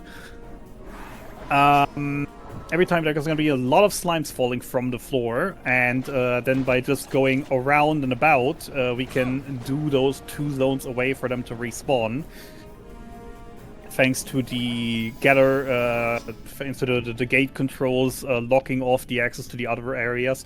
Even though technically we're only moving 1 zone, since they're all connected, there's just a mix of 3 zones. But thanks to the doors being closed and open, depending on it counts as 2 zones. We want to avoid picking up the drops in the first few until we get a chain level of 4, which we just received. 3, sorry, yeah. There is no chain level 4. I mean, technically you could count the level 0 as level 1. Yep, it's level 0, 1, 2, 3. Or you could count level 1, 2, 3, 4, but not really. That's not the point. If we have a higher chain level, that means enemies' drop rates will increase. That means they have a higher chance to drop more of an item with a single drop. They have a chance to drop rarer items. They have a chance to drop a higher chance to drop multiple items of their drop pools. And for these clans, they have 4 drops, which are all very valuable for us. They have water magicites as the most common drop, which is the one we really don't want to see too many on, to be fair, since they are fairly low-selling items, but they still will add up because we're going to get 60, 70, 80, 90 of them, so they're still going to add up to a decent chunk of money. The second rarest drop will be the yellow liquid, which sell for like 400-ish? 531. 531. Zero knows his numbers. 1 gil less than Book of Regain from Destiny. Zero knows his numbers. Which we also want to have large quantities of if possible, because that will be how we hopefully will get most of the money for the rest of the run, through those yellow liquids alone. Maybe a couple drops on the side, depending on how much we get. We want to pick up a couple extra items and sell them that are along the way. The third rarest drop are the teleport stones. Or technically the second rarest one, the third most thirdly flagged. I'm hassling my word. The third drop is teleport stones, which we talked about earlier, is the item that we need to teleport between teleport crystals. We don't need that many of them. We only need like 4 or 5 minimum. Technically we can buy some later as well. That's why 4 or 5 is minimum. Really shouldn't be an issue. And then we have the rarest drop, the float mode, which is more a nice to have than really a requirement, honestly, but I'd almost say it is a requirement to have at least 1. 47 liquids, good amount of modes, of magicites. I did see at least 1 float mode. Usually you want to have at least 3 float modes if possible. We were a little bit on low on the yellow liquids. We usually like to see around 50, 60. If possible more. 47 is a little low. So Madelon, we're gonna do an extra room here. I think it was still a doable amount, but like it's a marathon run, so I'd just take an extra room. Like I think for a PB attempt you would just go for it, but yeah, no. So yeah, the last item, as I said, float modes is an item that casts the spell Float. Float is a status effect in this game, which allows you to pass over traps. Traps are certain, we won't really see them because we're never having lore. Traps are scattered all around the map. If you step into them, they explode with different effects, which can range from annoying status effects to large amounts of damage that can kill half your party. Some of them do heal you, but very, very few of them do, and those that heal we do kind of use at points. That's the first 2 float modes that we want to use. There are 2 very annoying areas where those traps can kill us and slow us down dramatically. So it's very, very nice to have a float mode for those. If we don't, then we kind of just have to work around it or play safe. So that's what technically the second and the third float mode are used for, if we get any. And then there is one boss later in the game that uses earth magic. The specialties of earth magic in this game is there is no earth magic spell in the game that we can learn. There's only a couple weapons with the earth element on it. And second one is that earth damage is fully negated by having float. So we kind of want to have at least one float mode drop for that boss, so we can just, make him a lot less annoying. And I'm not sure how many we got. I did see at least one. Might have been a little bit more.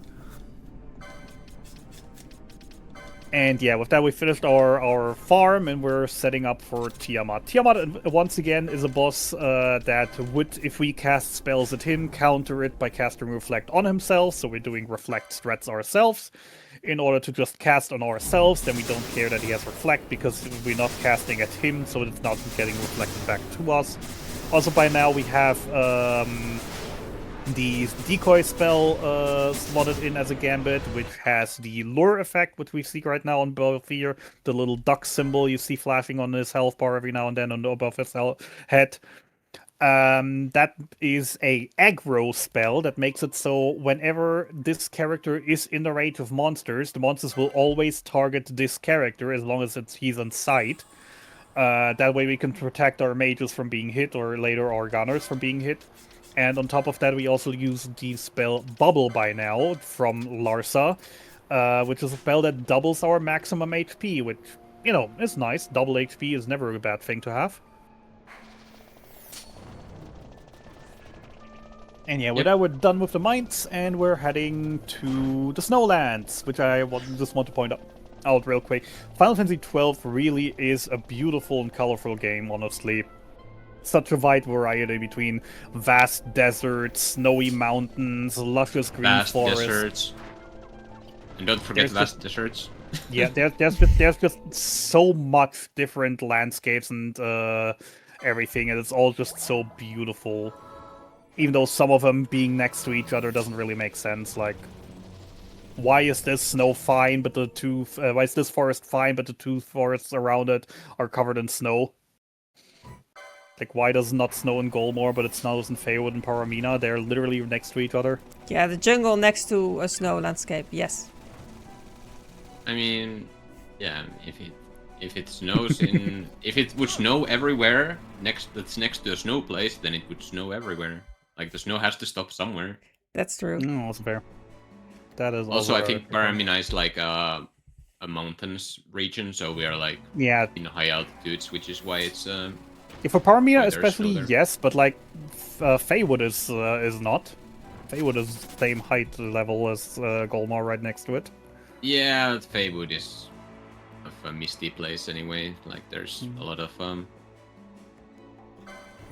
Anyway, it's time for a little bit of going story again. So we got that relic earlier that proves we are of royal blood. So now we're gonna go here to the holy mountain of Boromisake to go to the Grand Kiltius, who's some sort of churchman, I guess. I'm not fully aware what that title actually means. And we're basically here to be like, hey, we got this proof of royal blood. I'm the princess. I want my country back. That got stolen because they didn't think they had anyone left of royal blood, that everyone was dead, and so the Empire just wandered in and said, okay, our place.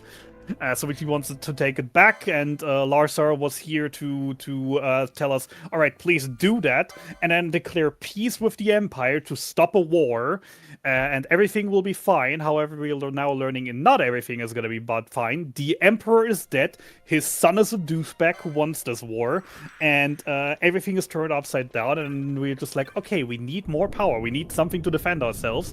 And the Grand Kildian is like, oh yeah, there's this magical sword that we stashed for from your grandfather. That's just like down the road. You can grab it. That's gonna be fun. So yay, let's go grab some magic swords. Why always magic rocks when magic swords are much cooler? Yeah, why get a magic rock when we can get a magic sword that can destroy the magic rock? Exactly.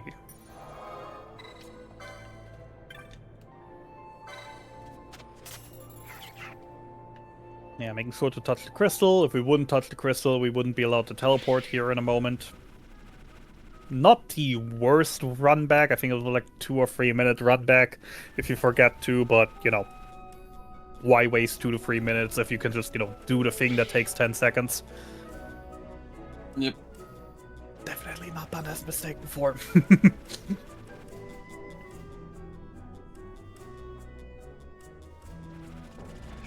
Yeah, once again, we're grabbing a chocobo. We haven't even explained chocobos. Chocobos mounts, as in most Final Fantasies. You get some berries that give them a speed boost, which, funnily enough, lasts a lot longer in specifically the PC version of the Zodiac Age. The speed boost lasts a lot longer than in any other version. Even the PS4 version has like only half as much time. Which is nice. While we're on the chocobo, we can't open any treasure chests. We can't really interact with objects, but our monsters will leave us alone, which is why we, you know, take routes of them whenever we can. Plus, of course, chocobos are running birds that are a lot faster than walking on foot, so even over short distances, they are usually able to get us there faster, so we try to make use of them whenever feasible. So what's faster than running with 4 times speed? Using a chocobo with 4 times speed. Unless it's Giza Rains, because that area is already held to navigate on times 4 speed, not chocobo times 4 speed. It's almost unmanageable. I mean, it's still faster. You just have to learn to navigate it. It's a lot trickier, but it is faster. Oh yeah, absolutely. Yeah, we have to have Dawn Shard equipped on the party leader here, but we want it anyway for the magic resistance. But yeah, Dawn Shard is kind of a cursed item as well as a ancient relic. We could call it a cursed item. It does give us a pretty big boost to our magic resistance, which obviously is nice to have on a tank character. But as a throwback for that, it sets our MP permanently to 0.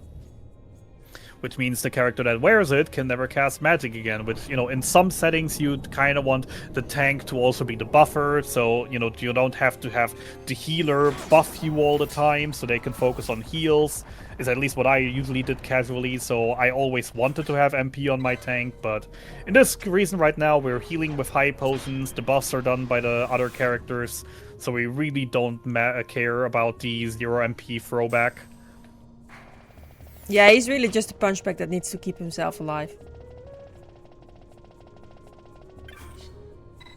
I mean, damn good looking punching back.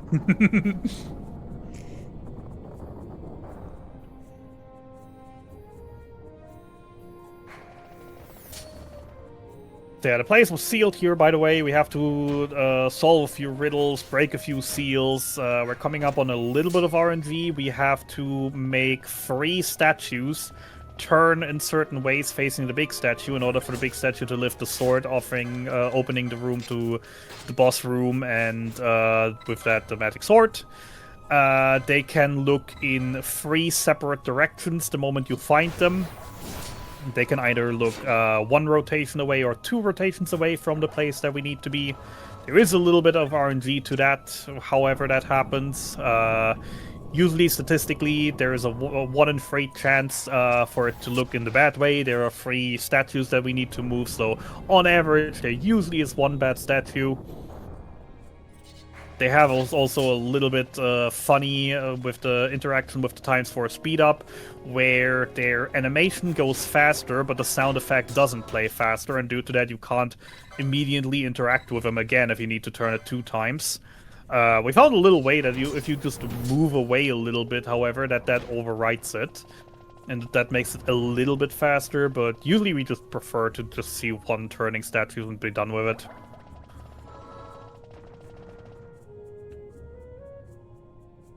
Which actually makes me wonder, anyone actually seen a free 2-turn statue before? Pretty sure I've seen some 2 statue before, but never a free.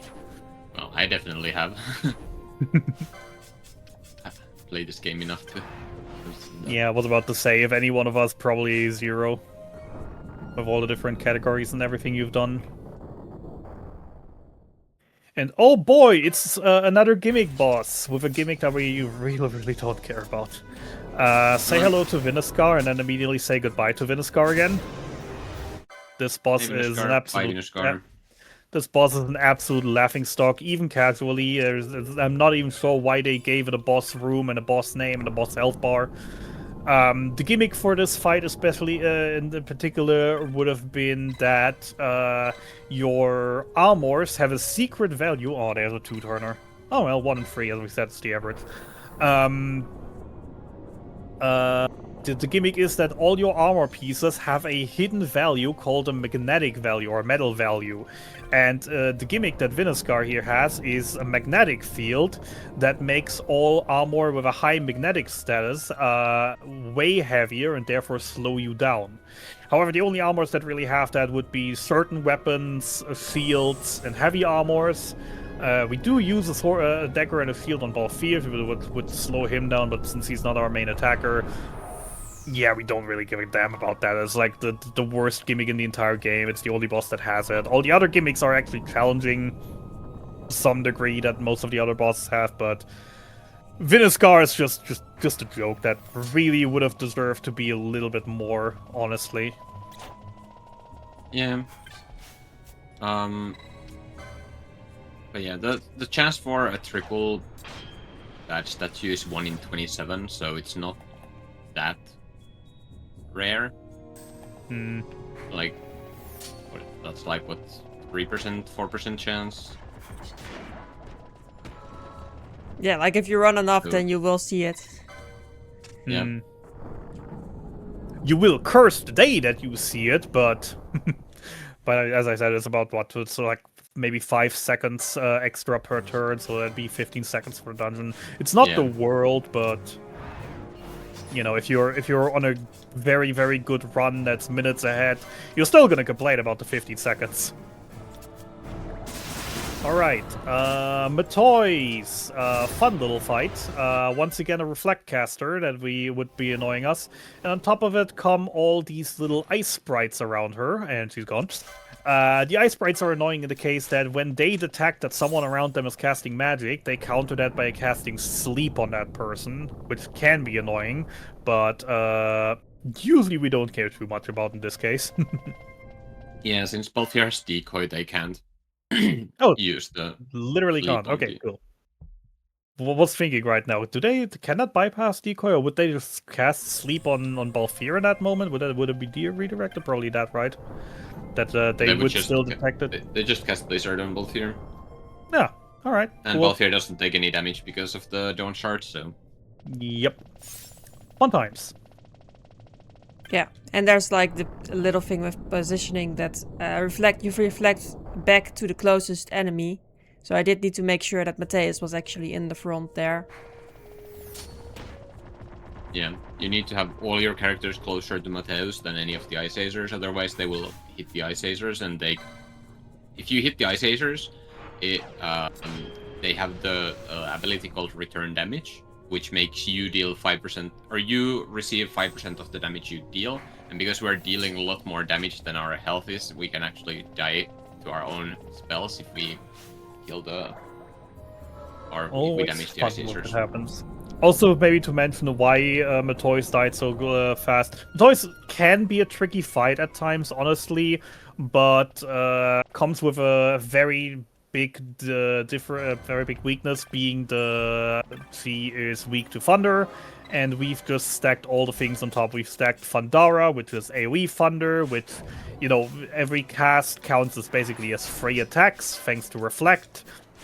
We had the Storm Stance, which increased the damage by another 50%, and that way we just absolutely shred through that health bar. Yep. There's a lot of bosses where just this simple setup of elemental AoE spell plus Reflect plus elemental staff is just absolutely game over for certain bosses. In TZA, even more so than in PS2. PS2 has another limitation, because on PS2 every character has a damage cap at 9,999. In the Zodiac Age we do not have that. I doubt we'll actually be able to see it much outside of like the final bosses. Perhaps? We'll maybe? I'm not sure. But Titan fan the phrase point we is, probably are. the point is like in especially in like the longer game categories, etc., etc. If we take certain bosses, if you have a guest in the party that also is reflected, and then reflect forecasts of the spell on it, maybe even make it fire with the enemy already having a fire weakness and oil on it, you can deal upwards of 100 to 200,000 damage in a single cast of a spell. Which is absolutely insane if you think about it, considering that there are a lot of endgame bosses that only have like 200,000 HP. Yep. And Like, if I there, remember correctly, Madelon used the Dispel mode to get rid of the shell from Bergen. Bergen is a little bit annoying because he can block magics, and if he blocks too many, you don't kill. yeah, But especially since then his also his reinforcement of his 3 guards come running in from the other side and then start annoying you and potentially eating away at your spells as well, as they get retargeted to them if you're getting unlucky positioning and walk movement. Yeah, you try to block them off in that case a bit to make sure that the mages still hit the correct target. At least in any percent it's already safer than it was in like New Game Minus. Because you deal more damage. Because the mages also have levels. Yep. Yep.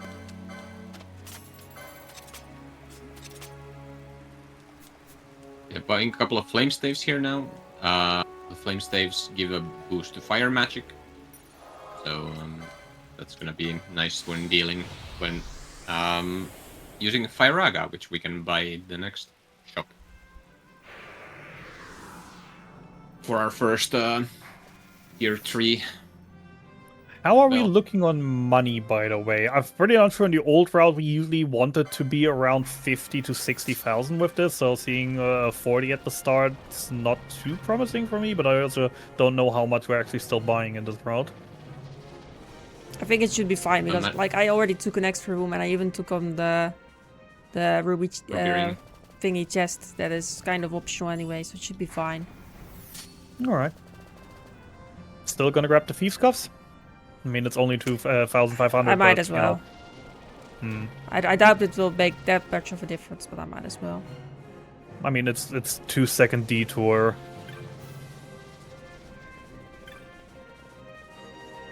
Thieves' Cuffs in the very old routes used to be a very important item.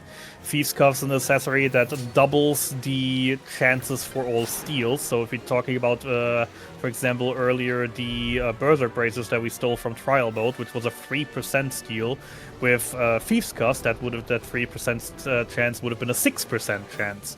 And on top of that, it also, the Thieves' Cuffs allow you to steal multiple items. Usually you only get one chance. It rolls basically the dice once, and where it lands that you get. But with Thieves' Cuffs on, it basically rolls it once for every item that the enemy can steal. And you can get potentially all 3 items that an enemy can steal from at the same time. In very early routes, we used to come to Mosphora very early for those Thieves' Cuffs in order to try and maximize the items we could get from the trial mode. Most notably back then was a sword that you could steal on the 3rd floor of the trials, which is 3% steal from the flowering cacti, which is called the Carcada, which is a 92 attack power weapon, 90 plus, with a guaranteed on-hit confusion. Whenever you hit something that isn't immune to confusion, it will always land confusion on that enemy. And that around the time where usually we would be rocking a 40 attack power weapon is just, you know, a huge upgrade, and the confusion made some of the more annoying bosses that can really, really go south very quickly absolutely tame, because they got into a loop of the person with the Carcada would hit them, would inflict confusion. Enemy would stop doing what they were doing and start attacking themselves. Before they were able to attack themselves, character 2 would hit them, which would cancel their attacking themselves, them starting to charge whatever it was they were trying to do beforehand.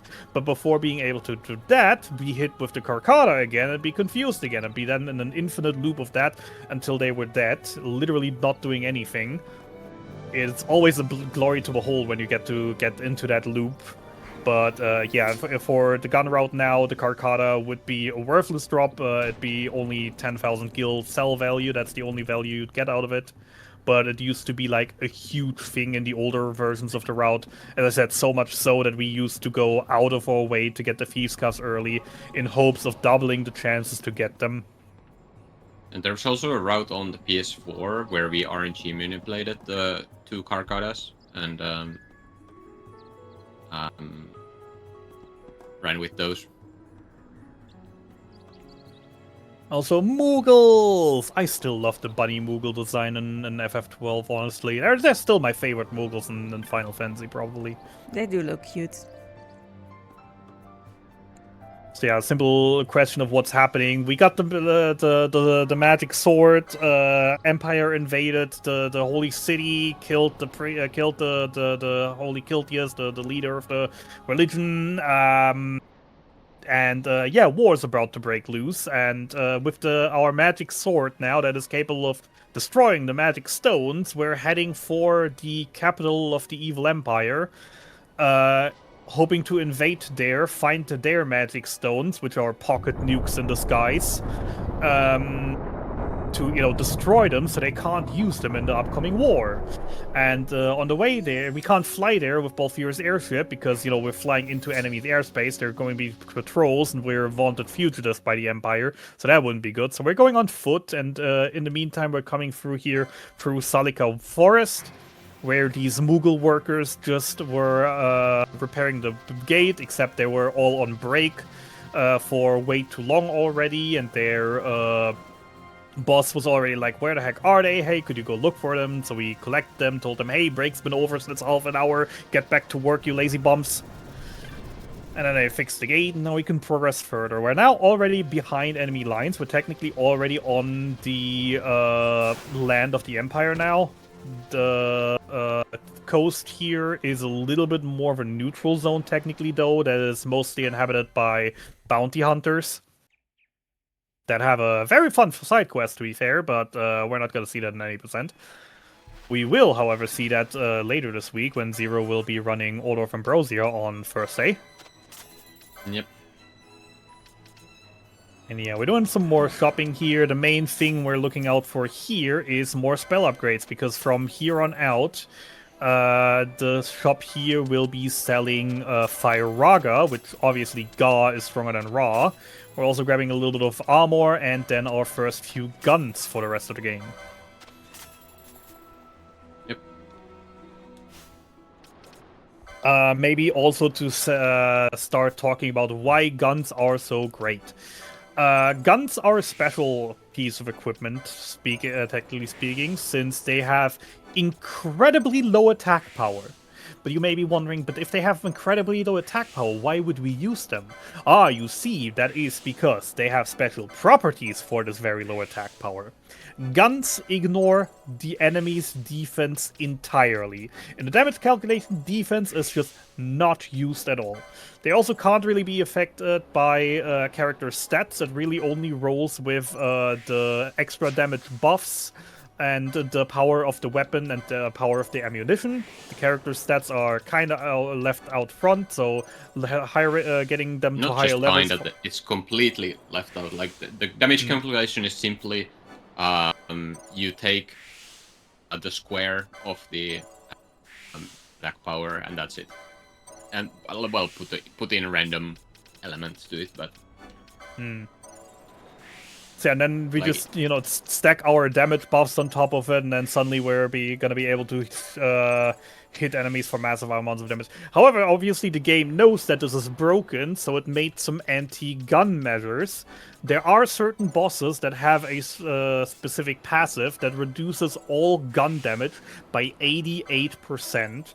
However, in the actual story of the game, there are very, very few. I think there's only like 2 or 3 bosses, one of them being very early, the other 2 being mid-game and late-game, that ignore it, if memory serves right now. Was it Ahriman? No, Sid was already not, right? Ahriman and Sid 2 are... Ahriman and Sid 2, well, alright. Sid so, 2 yeah, final phase, to be specific. Yeah. So yeah, only for those few fights we'll be needing to revert to another strat, but therefore we still always have the magic strats in the background.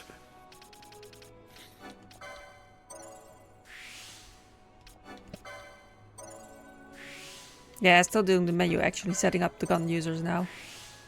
Yeah, I like how this is well, at least it used to be. I don't know if it still is, but it's the only license menu for Fran and Bosch in the entire game. I still need to do like one more because I'm not able to get the one for the Spikas for the final guns quite yet. Yeah, I guess you have a little bit lower LP than. Yeah, it's before. slightly less grinding than New Game Minus because you have levels to compensate. Yeah. Also, wait a sec. Speakers, you're not getting the Alberon in Pharaohs? I mean, that license is gotten here. Yeah, fair enough.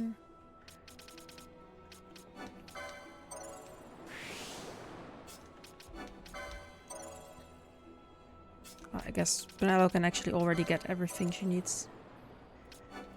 Like, there will be like a very small license menu later on, but this is the majority of licensing done now. Yeah. Most Obviously, of the we try licensing is, I think, done for Balthier from this point to get better armor for him. And yeah, honestly, we try to keep licensing to a minimum, not just because obviously we need to kill stuff in order to get license points, but on top of it, as you can see, licensing is also fairly slow, with every single license that we activate being like 3 to 5 seconds of animations before we can then move on to anything. So obviously getting a few extras might seem like an idea, but you also gotta consider the cost for that being for every single one of these extra licenses that you get, even if you can afford them. Being those 5 extra seconds plus the time to open the menu, go into the license, etc., etc. So we generally try to often enough to group licensing together, to wait until we have a couple hundred points, and then do everything at once. And trying to do it obviously as efficiently as with only the things that we really need. Trying to avoid everything else. Balthier is kind of low health. You want to touch the... Oh, yeah, no, okay, that will work, yeah. Chocobo. We actually have the money for Chocobo again. Yeah, we do get the... what's it called? A free heal before Shotchinke Palace. I don't know. Right. You might just throw a potion Yeah, you will on end the up... way there as well. Wait, what am I doing? Go there. You're playing a game. Yeah, I was going the wrong way for a bit. It's fine. Yeah, as well. We're not counting seconds here. We're not trying to get PBs. We're not trying to get world records. We're trying to be entertaining. And to be fair, some would say failure is the funniest form of entertainment. We'll talk to this boy here who gives us the soul word key so we can get to into the Shotchinke Palace. And, yeah, I'm still not sure if I like this guy, this boy, or not, and his father. The boy and his father are out here in Cheetah. They're basically hiring bounty hunters to go up against a terrifying foe in the cave palace. And, many have failed before, and the Banga, the crocodile person that was lying in front of him, was one of those bounty hunters that said, like, oh yeah, I'm gonna go and mess those up for the reward, etc., etc., and then he ran out crying and screaming because the boss is too terrifying, and they absolutely couldn't handle them. And, so yeah, now we are getting hired to do it, but that works because there is a secret passage in this palace that we are now able to access that brings us right into the royal capital, and we would not have been able to do that if those rich idiots wouldn't have been around, basically torturing hunters, I'd say, honestly. And yeah, the boss is just mainly terrifying because there's a lot of them. They can be very annoying with status effects. But usually a couple AoEs do the trick, even if it can be scary at times. Yeah, I guess Balthier died. It should be fine.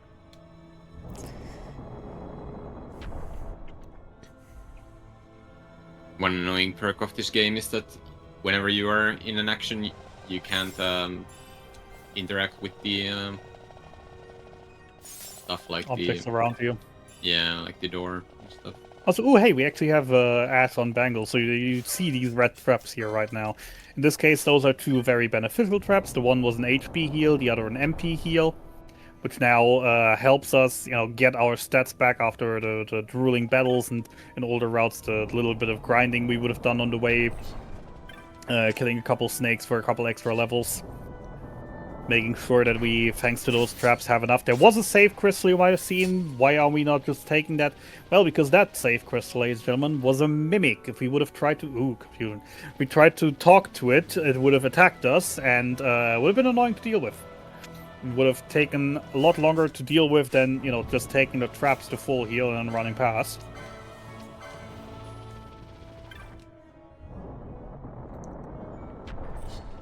And we're doing something called a too far away trick, where you leave a character far enough away, then you can despawn enemies along the way. Yay, So enemy despawning.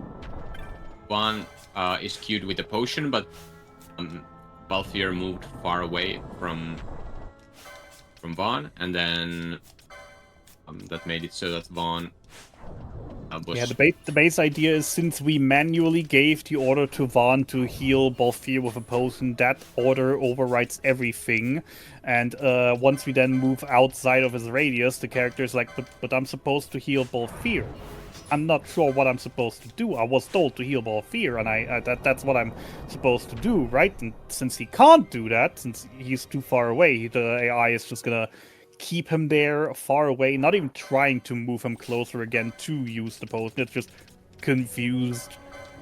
And we abuse that for that exact reason. There are other ways to achieve it, but with a potion it's the most convenient and the easiest one to do. Also, hi Ahriman! Please don't split too often and please don't annoy too much.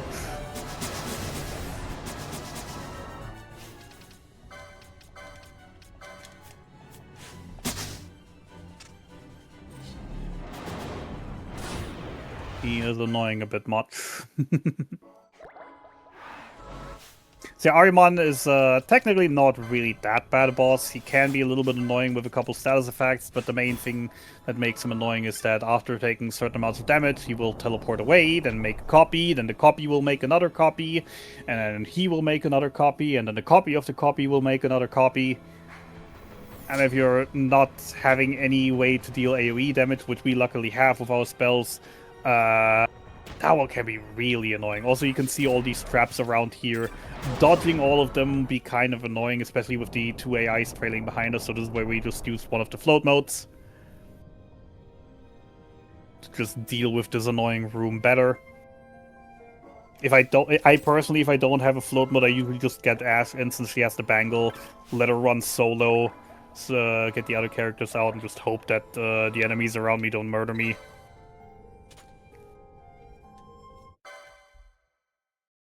Too many potions, both here. Too many potions. Yeah, it's not really needed here, but like, it's also not nice to taking him out and then to have him to take him again in a later menu. So yeah, you just deal with it. I mean, maybe I could have concern considered still walking with Penelo and open and activate stuff with her. I mean, the main concern I'd have at that point is if he's, just throwing so many potions at points where we don't really want them. That usually leads to us running out early enough. Potions don't grow on trees, sadly. Yeah, I should still have enough. It should be fine. Yeah. Also, I mean, we should be getting X potions soon anyways, and don't really care for the high potions.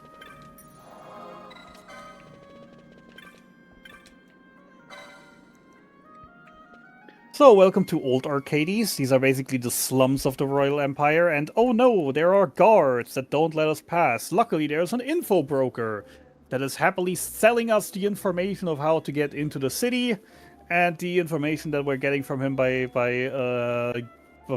buying from him is basically, oh yeah, the guards love trouble. If you just, do something over here to get a fight going, they surely will come running to watch it. Not to, disband the fighters or anything, just, watch it. So we already did a small detour at the start of the area to talk to a person that was talking about, hey, they found a bag of coins in a barrel, and with that info, Jules is telling us, hey, there's this guy who I know who stores all his money in a barrel. And we go tell him that the other guy found his money, and brawl time. Fight, fight, fight, fight. And the guards run off, and we can go in. Which brings us to the chop minigame, which we'll be seeing more of on Thursday. Today we're getting the short version, but 0 chops. You want to explain that? So yeah. For chops, we need to pair NPCs with each other. So one person has some kind of information, and then there's another person who wants to hear that information. And we can only, but one has brain capacity to only remember one thing at a time. So you can only go and memorize one thing. So you have to go and talk to the person who has the information, and then you need to go talk to the other person. And if you go to talk to a person with another information, then that overwrites the previous information, and one has to go talk to the person again to remember again what it was. Either way.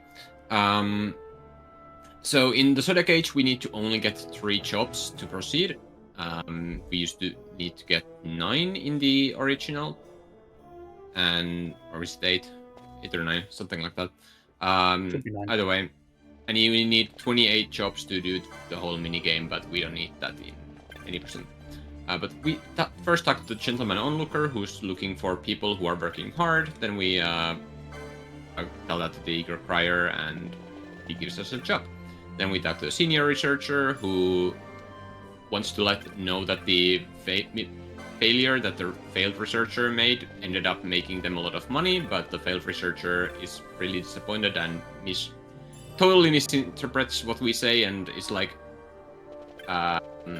and oh no, it cost us 1 million gil, I'm gonna lose my job, but thanks anyway, and gives us the job. And then we talk to the... Actually, I missed which one you talked to. Was it the... The one with the avid reader. I don't know what the text is. We talked to the athletic woman who... what's that? Complains about a cousin or something who's a total bookworm, and that he really should go out more, etc., etc. And we bring him that info, and he goes just like, "Oh my god, I didn't know that she was thinking about me like that. I'll probably better myself." Yeah, something like that. Yeah, as I said, as Zero said, there is a total of 28 pairs of these. You can technically skip the minigame. There, in every single shop, there is also a shop master, where after a little bit of dialogue with that person, you can also buy those chops, so you can skip the minigame.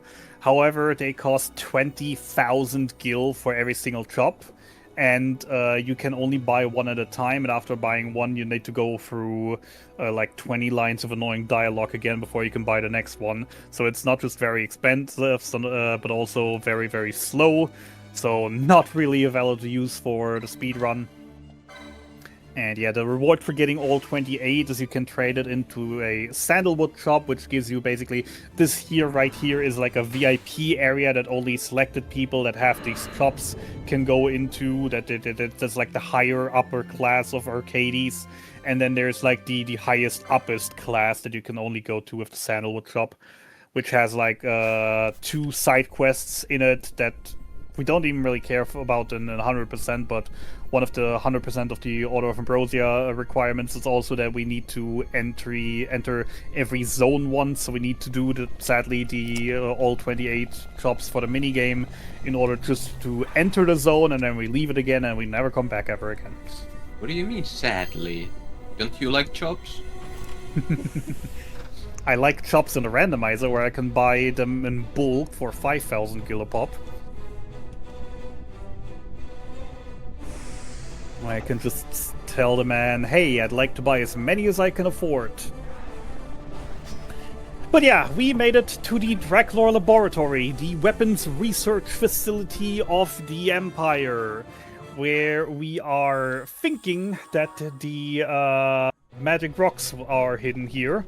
because the research leader, the doctor, professor, leader person of the thing is someone very familiar to Balthier, and Balthier knows that he's obsessed with those magic rocks, so he expects them here.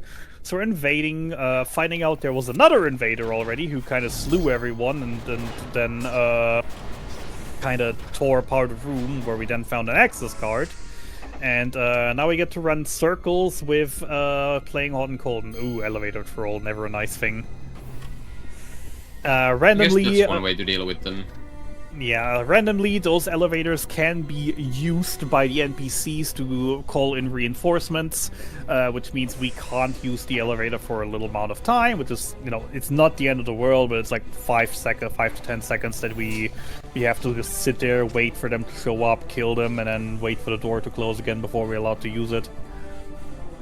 It doesn't happen too often, just makes us hurt every little bit more whenever it does happen. And yeah, we have these red and blue gates, and we have these control terminals, and if we activate them, then the red ones open and the blue ones close, or the blue ones open and the red ones close, and we have to manage that around in order to make our way through the laboratory. That is a security predicament, because obviously, as you can tell by all the soldiers chasing and attacking us, they kind of noticed that there have been intruders. And so obviously they're sending forces to subdue them, because, you know, this is the weapon research facility of the Empire. No one is allowed in here except, you know, authorized personnel, and we're kind of intruding here. So, you know, they're just gonna shoot first, ask questions later.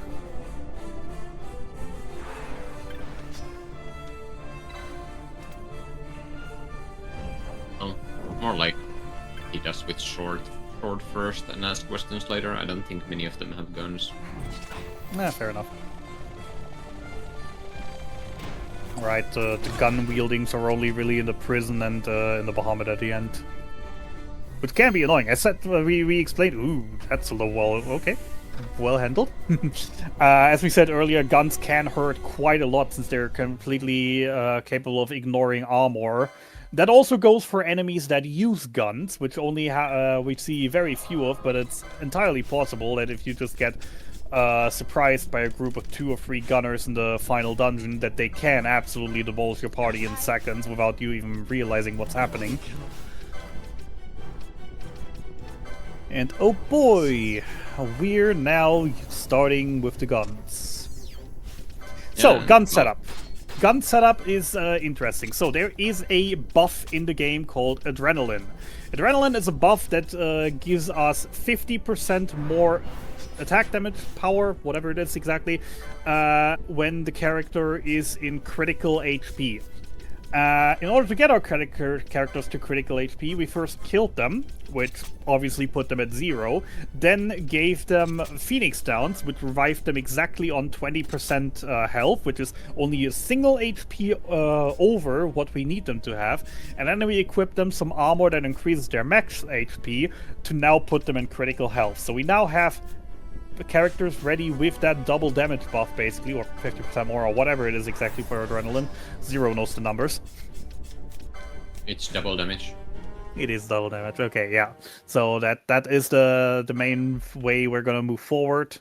And then obviously we had the Berserk status now, and we're gonna see very quick attacks, very high damage numbers, and we're gonna see how enemies are gonna melt. Pity if anything were to happen to them. Interesting to see you enter immediately with guns, not start with a round of magic. Sid once again enters machines, once again enemies that love to start by casting Reflect whenever a spell is cast on them, but that takes a little moment to happen before they do cast the Reflect, so you're usually able to get 1 or 2 AoE casts in, weakening everything a little bit. That was a clean set.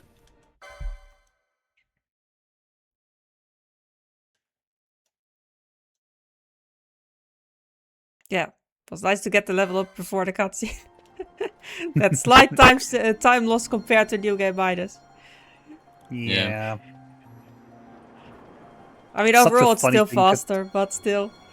Yeah, It's not a quite the funny timing thing to for a happen, level up. because It's so I- specific and so random to actually happen. There's only like 2 or 3 bosses in the entire game that have enemies with them in the room that give experience, and then the level up jingle takes up basically so much time and delays the end of the fight. Yeah, in PS2 any percent, I used to pay attention to how close I am to the next level, and then if I was close enough for one rook to level me up, I would kill an enemy or two in Salikabud, just to avoid that. And with that, welcome to Balfenheim, the final city of the game. We've now seen most of the map. We now only have like 3 dungeons left to the end of the game. Doesn't mean we're close to the end. There's still a lot of exploring and a lot of running back and forth between us. But yeah, we're now 3 dungeons away from the game, unlocking our final few shops. Yeah. With some more powerful spells. Usually we'd buy better healing spells here. We have better guns in the shop here. We have better armor in the shop here.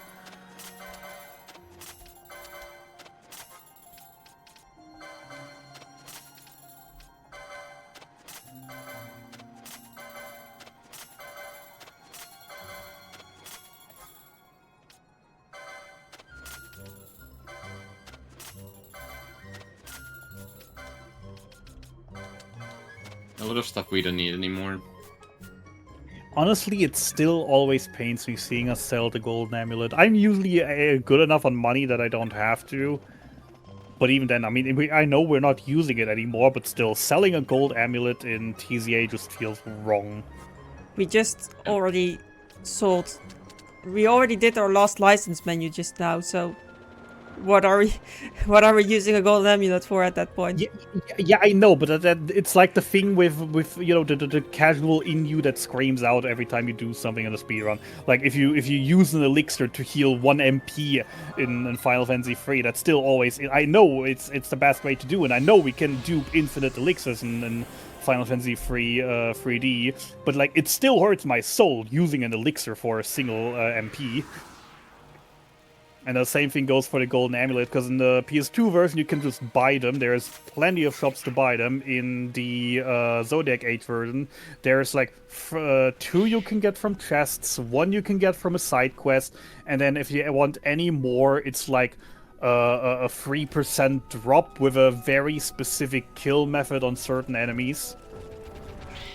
With the poach ability, where you need to have the enemy be in crit HP, so under 20% health, then use poach to kill them in order to then get a 3% chance to get the items. So I don't know, it still hurts my soul seeing us sell gold amulets, even though I'm fully aware we already have all the license points we need the money more than the license points at this point. It still hurts.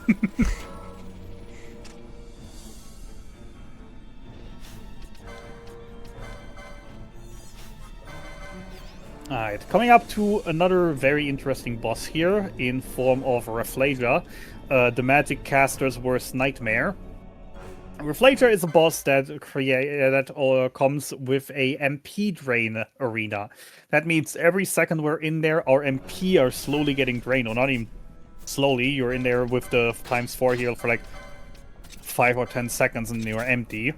So if you're trying to do a pure magic-only build, this is probably the one of the worst bosses that you can get. If you can't kill him in 2 or 3 casts before your MP are empty, then you're just have nothing. However, for melees, this boss is a pushover. It doesn't really have any mechanics, doesn't really have any strong attacks. Can be a little bit annoying with status effects, or with just summoning too many reinforcements. But aside from that, have you not seen Fallen Dance? Or Curse? Not in a while. Not in speedrun setting, at least. I mean, yeah, but like this Rafflesia has some moves. Curse you've surely seen from Rafflesia, right? I mean, not from Rafflesia, but from plenty of other mobs. Oh, then you have never ran TCA before. I mean, I have. I just probably never noticed because it just died quickly enough that I didn't care about the curse. You don't care about all your characters getting confused? And I mean, the confusion usually got away quickly enough to still kill.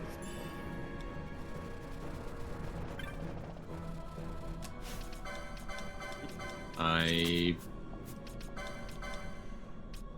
feel like you're just misremembering now, or you are the luckiest person I've ever met. I mean, usually curse immediately, but I don't know. They hit each other one time, sure, fair enough. I mean, to be fair, that still does a lot of damage. But we just bought the newest armor in the town before, so usually that doesn't do too much, I guess. I don't know. Might be the thing that I just got lucky. Might be the thing that I'm misremembering. Might be the thing that I'm just too rando-brained because I haven't actually speedrun this game actively in years and just played randomizer, where I've been running around with 150 attack power weapons and level 90 like 2 hours into the seat. Yeah, that would do it. Also, it can use disable gun as well. Okay, that one I literally never seen. That one is a little bit rarer. Curse is also fairly rare, but like it happens often enough that you should have seen. Alright, time for the final summon of the game. For many people, the only summon of the game, because at least if they've played the older versions, where summons really weren't that amazing. It's a fun little puzzle here. I've seen a lot of people struggle on this gate because they forgot the buy name from Belias being Belias the Gigas. Yeah, I remember on my casual playthrough, I did remember that and figured it out.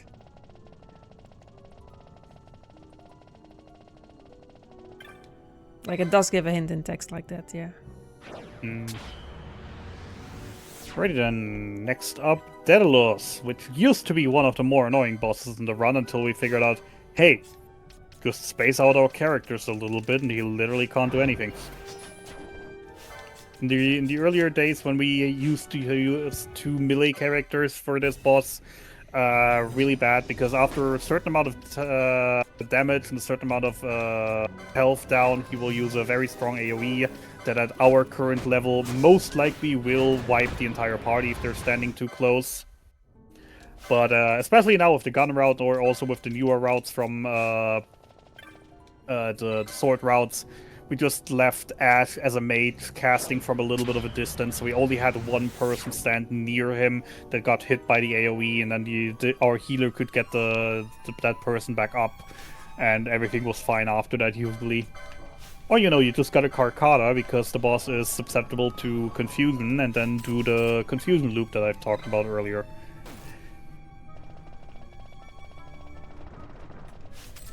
Gonna be doing despawning strategies here again, because the monsters in this area are hitting very, very heavy.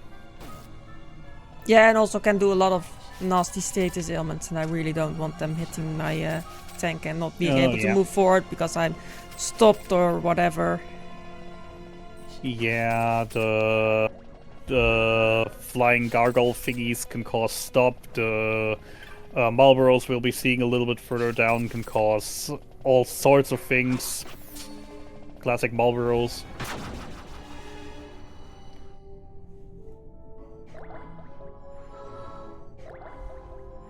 And we are, as I said, we are below, but what are we still? F level 18, 19, still in that range? There were days where we didn't dare enter this place without grinding to level 25, because otherwise we really wouldn't just have the HP to deal with things.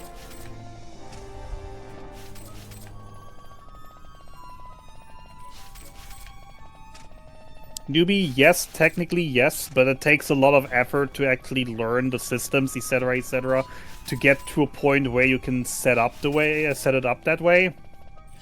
That you only need to use, you only need to walk, and the rest of the gameplay is basically itself. But that also only works for like most of the story areas, doesn't really work for the optional areas where enemies constantly annoy you, doesn't work for the harder bosses. And now I was right at the point where I don't need to backtrack after opening one of these thingies with the pedestals. Yeah, the thing about the game playing itself is like you have the ability to do that if you are into that, and like I find that like one of the best things about this game, that you can automize your character so that you don't have to do anything. yourself. But also, other it is a than manage. completely optional system. You can feel free to ignore it and just do every single That's input exactly manually. what I was about to say. Thank you.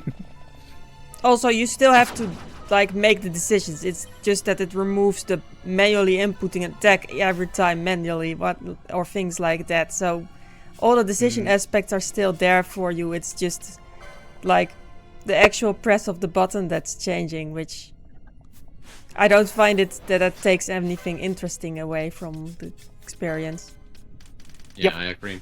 Like it's I guess that complaint is made as soon as there's any sort of auto battle button that people have that complaint, but like you still have to make all the... It's still a game about tactics, and like the tactics are still yours. It's a very strategic type of combat and not about fast inputting. It can be a bit much for newcomers, especially just, learning the mechanics, especially getting to grips with the Gambit system. There is so much you can do wrong with the Gambit system if you're not careful, and then I've seen people rage quit over the characters not doing what they wanted them to do, simply because they set up the Gambits wrong. But after an initial learning curve, it is a lot of fun. The story-wise, it's a little bit too political, but I definitely say gameplay-wise, it is one of the better Final Fantasies to play. I mean, I still personally refer to Final Fantasy XII, especially right now with the Zodiac Age. I still like to refer to it as my favorite game of ever, with the only game in recent years that has been coming close to dethroning it being Clair Obscur.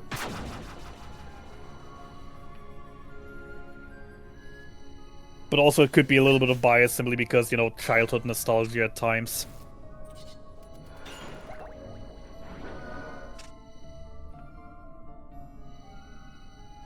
Yeah. Also, when it comes to the game playing itself, people have to try to speedrun and see if they still feel that, because it's not an easy speedrun. It's not like the game just plays itself. You really do have to do stuff. Oh yeah, I mean that is also one of the reasons why I'm still daunting a little bit of coming back, simply because I've seen a few differences here and there. Like as I said, in older routes we used to level 25 for the final few areas. In the more recent ones, we leveled to level 22 and got a little bit less armor, and suddenly the second to last dungeon in some places already felt daunting, and I've been getting a lot more KOs and partially even game overs that I've never seen before when we just were 2 free levels higher with 2 free defense more. But I was used to those 2 free levels higher and 2 free defense more, so it was just feeling wrong, and I didn't really come to grips with it. And now being even lower level, I'm not. That is one of the parts that I'm actually daunting for coming back to the route. I see bubble is being used. I see the light armors are being used to get the HP up. I'm pretty unsure. It's been forever since I've seen 3,600 HP on a character in any percent. Even with bubble, I mean probably with bubble about that to 4,000 when we were level 25, but. So it might not be as bad. Also, we have all that evasion on top of things. I mean, I still really want to go back, honestly. The main thing is just, like, too many games to play, too many speedruns to learn, too many games to optimize.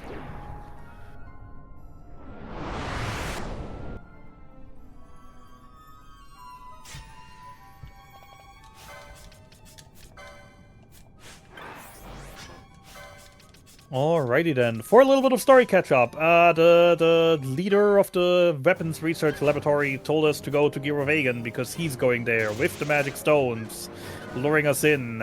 Turns out it's kind of been a trap, and he's not here, but the gods are here. The gods are living in Girovagan, and they're now giving us another magic sword that, instead of being able to destroy the magic rocks, it's capable of making new magic rocks. So that helps. And setting Ash on the path of, like, go there, make new magic rocks, and then use those magic rock pocket newts to destroy the evil empire that killed your father and killed your husband and stole your homeland. Yeah, also Buffy dying to Shemazai, that's quite normal.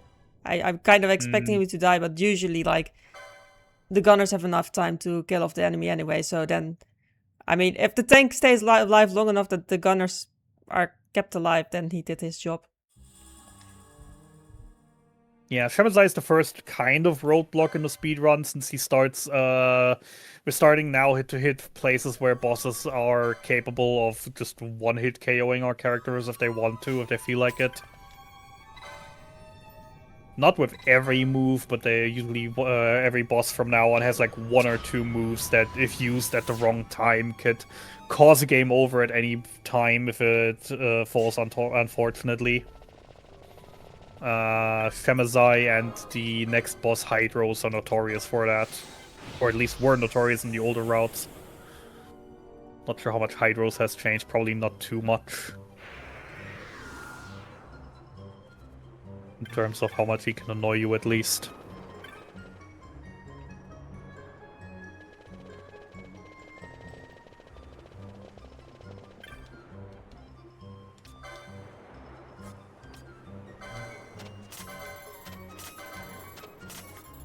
Alright, so after getting the other magic sword from the gods, a little bit of shopping, a little bit of upgrade, stocking up on items, and after that we'll be going back to Redus, who's a sky pirate from Bujerba, who was the other invader in Dracula Laboratory, and he's gonna be like, well, I kind of figured that Sid probably was lying, and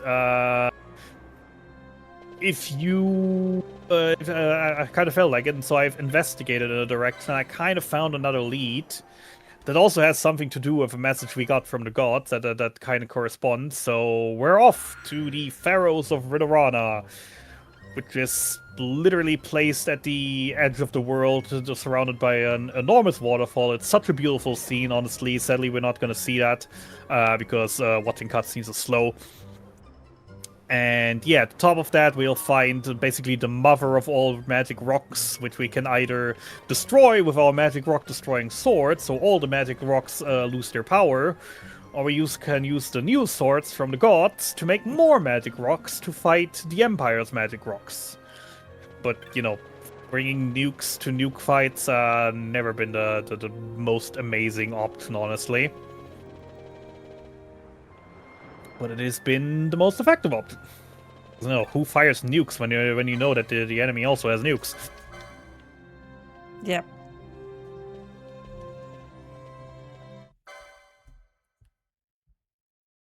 And yeah, the Pharaohs is a fun little area. We have a little bit of a ground floor area of a giant coliseum where there's a completely unfair super boss. And yeah, once we enter the tower, it's going to be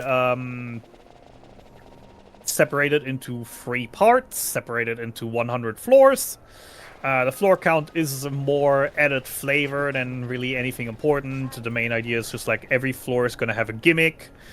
On the bottom floor, first you have to find orbs to unlock seals. On the second floor, you have to kill certain enemies. Then when they die, their bodies turn into bridge pieces that build bridges that we need to collect enough pieces to cross the bridges with.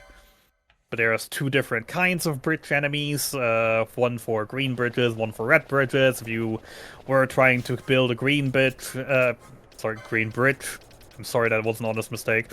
When you try to build a green bridge but kill a red guy, then that green bridge is getting demolished by a part. We don't really want that to happen. So we want to primarily kill the green ones. Then on the 3rd floor, we will have seals. We can choose an ability to seal. We will choosing the minimap because we have a better minimap that we can use anyways. And we kind of want to keep all our combat abilities. And then the final floors is the teleporter maze. Hello, Hydro. I should not have brought them out there. That was a mistake. Yeah, I was a little bit too low mentioning that. Darkra. Yeah, one of the issues with the strategy, obviously being with our characters being 1 attack from death, is obviously when enemies have AoE attacks that can very quickly end very badly. Since only one can demolish our entire team. Technically, we could just revive them and everything, but their buffs would be lost, and their buffs are kind of like one of the main things that we need to make these bosses go fast. So that often enough, it is worth immediately resetting over instead of trying to salvage it. Messing it up again.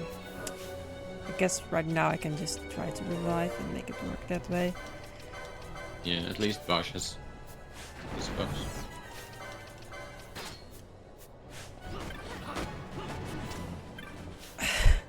So far, oh well. I want to show off a good fight, but I should not get buff here close when there's a spell cast. Okay.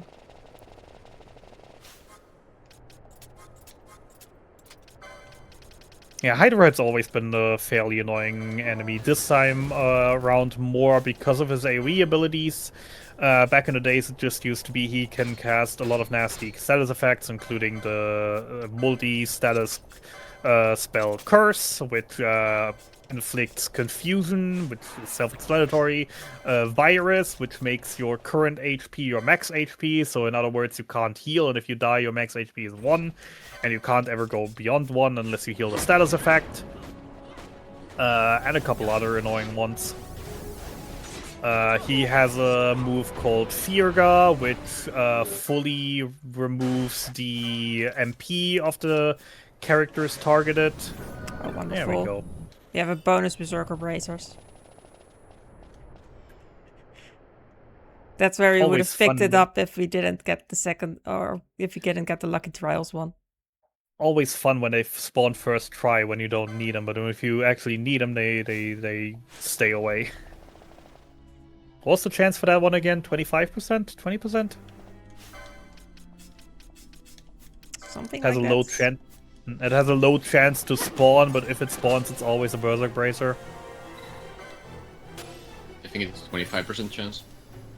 So here we need to get the black orbs. We need 3 of them total, and in this version, every enemy you kill drops 1. That's not gonna be the case in the PS2 version, but we'll get to that on Thursday. We sure will. But yeah, as a rule of thumb, just for black orbs, you get 3 times the black orbs in, basically here in Zodiac 8, making this floor not substantially much better, but especially there's a cellar to this dungeon, which is optional post-game area, basically, with a couple hard bosses, where you need like, what was it in total, like 270 something? 75 for the final, 50. Okay, probably got 200. 59 for the second floor, and 36 for the first one. 200 and a couple, or slightly under. But yeah, that is the thing. Like, makes it nice to grind those out in TZA. Makes the bottom area a lot less annoying. But yeah, for us right now, we only care about 3 black orbs. 3 black orbs are all we need to activate the to deactivate the phrase seals to the door, and then we're coming up to Pandemona, who's a boss where we can show off a very specific strategy. So some enemies in this game have barriers. Sometimes it's a physical barrier, sometimes it's a magical barrier, sometimes it's an all damage barrier. And for, I think, only 1 or 2 bosses, sometimes it's a no status effect barrier. Most of these are annoying to deal with if you don't have another way of dealing with them. So, for example, if your party is mainly physical and your enemy uses a physical barrier suddenly, then you're probably not going to have a good time fighting them. For some of these enemies, however, you can kind of trick the AI of the game by using the spell Arise, or I think the spell guide works also on some. Arise being a revival spell, obviously, and if you use that on certain enemies that have these kind of barriers, they might wonder, hey, there's trying to be a buff or a beneficial thing to come onto me. Let's remove the barrier so it can actually inflict. And Pandemona here is one of those cases with a full immunity barrier. I would like to interrupt here. It actually has nothing to do with the rights being beneficial, because you can get the same effect with balance. So what it is that it if you get enough aggro on one character, then the enemy drops the thing. I don't know why that happens, like why they made it so, but it is that if you get enough aggro, and using Arise on an enemy is where brings a lot of aggro on you, because I think because you can use Arise to insta-kill undead enemies, the enemies view it kind of as like an insta-KO move. So if you try to cast Arise on enemies, they are thinking that, oh, that guy's trying to instantly kill me. Let me. I want to target him really bad. It's making me really annoyed. Like, that's a huge threat, even though the enemy is immune to it. I'm learning so many niche mechanics today. The point is that you get a lot of aggro on the same character, and that makes the enemy drop the thing for whatever reason. And balance is another move that draws a lot of aggro, which is why you can also do it with balance, but we don't have balance, we have Arise, so that's yeah, thankfully we just had Redis join us as a guest, and thankfully he knows how to cast Arise and loves to do so. And yeah, due to that we can abuse that on that specific boss fight. If we wouldn't have, there basically just be a 30-40-ish second downtime where we just stand there, do nothing but healing and praying that the barrier will soon fall. And once the barrier falls, then do the final few attacks in. Yep. And yeah, here's also important, whenever it's reviving, Madelon is removing the armor from Bosch first. Phoenix Down puts you to 1 HP above critical, and then by increasing the max HP by equipping the armor, then the character after being revived is already at critical HP. But if the Phoenix Down went before removing the armor, then they would spawn with too much HP for the critical HP. So that's a really fast way to get them back to critical HP if they happen to die. Yeah, maybe to point that out just as a difference. As I said earlier, the earlier routes usually relied on a sword fighter and a katana fighter with a little bit of magic every here and there. I just want to point out, in those routes, so usually at the very end game with the strongest weapon, we end up dealing about 3, maybe 4,000 damage per attack. With the setup we're having here with the guns, where now it's looking at 5,000 per attack, with weapons that attack a little bit faster, thanks to also being ranged. So when an enemy is prone to running around a lot, then, you know, you'd be chasing them. That's time where you can't attack them because you're chasing after them. And yeah, that kind of stuff is just we don't really care about anymore, since we're using guns now, and guns are ranged weapons. And thanks to using ranged weapons, then we're just capable of ignoring that, dealing more consistent damage, and as I said, thanks to the adrenaline buff and the berserk and etc, even more than everything else. And that we're not even at final form route, because yes, we are in adrenaline and berserk right now, but also we haven't right now we're not using the bravery buff on top of things, which is a flat 25% damage up. 30%. 20? 20. Okay. 30%. Okay. And yeah, that usually we can't really get that. The actual spell is like very, very out of the way in the game. But luckily, the moment Redis joins the team, he's like, hey, here's like 10 times that item that an item that can cause that status effect. And so we usually try to make use of all 10 of them throughout the rest of the boss fight, spreading them out. Ah, the good old brain pan circle. Yeah, so we had to kill 10 brain pans to perform the bridge, but there wasn't enough of them. So we just we had to run around a little bit to make them respawn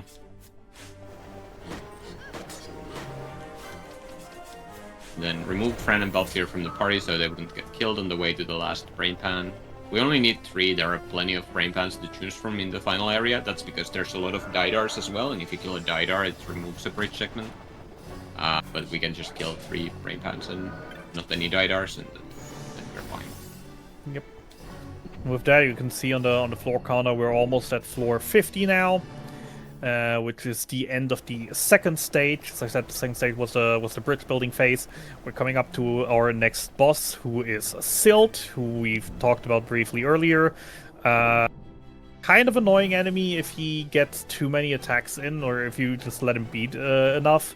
He can really be nasty, but also he is kind of squishy, and is one of very few enemies in the game that have a special property that if he's standing in water, he's actually stronger because, well, he's a fish. So we try to lure him onto the hope that we can keep him on a little speck of land in the middle of the arena as we're getting him down. However, Silt is also a nice boss that you can very nicely and easily damage check, since he is weak to oil and weak to fire, and there we've already seen, if you saw for a second, there were hits hitting 15 to 20,000 damage. Very easy, very quick, and that was without buffs, with only the oil, and without any extra buffs, without any extra crap. Oh, hi, Undyne.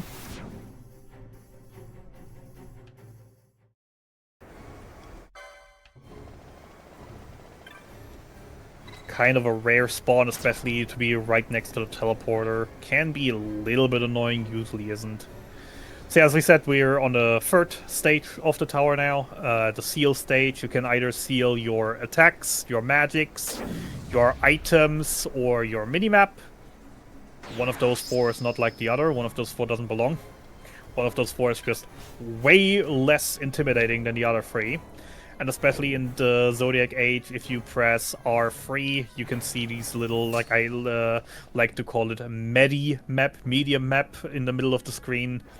That is more than enough to guide you through the area. And even if you wouldn't be able to use that, you can always press select to open the area map to find your way around on that one.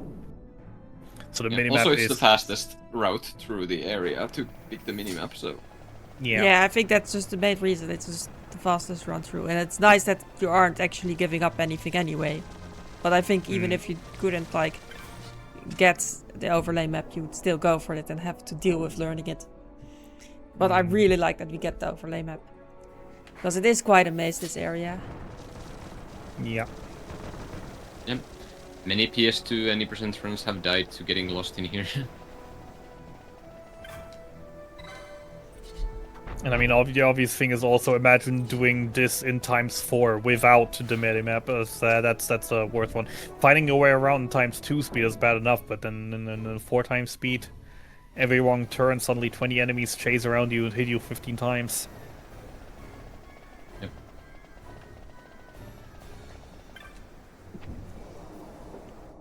But yeah, I mean, I guess technically speaking, sacrificing the items wouldn't be the end of the world on this boss here. Since we technically could cheese him in other ways, we could just actually do sleep and magic strats like in PS2. But we aren't on PS2, so we're trying to solve the issues the usual way, with American magic.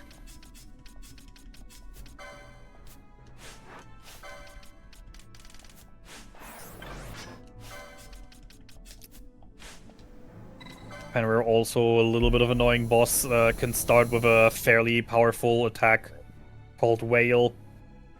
Strong damaging AoE, can cause silence, can cause, I think, confusion as well. Blind. Blind was the other one, okay. There used to be times where we absolutely weren't able to survive it, so what we did was make sure that no one is in the party that we need for the fight. But this time around we have more than enough health to survive him. Well, I still And the make guns sure to doing their thing. start with only Balthier, because the gunners would obviously die immediately if I have them in the party at the start of the fight. Yeah, but the point was there were times where the tank would not have survived the whale, or would have been very, very low after the whale. Wonderful. Oh, Japalan died. Oh, Snake is annoying as well.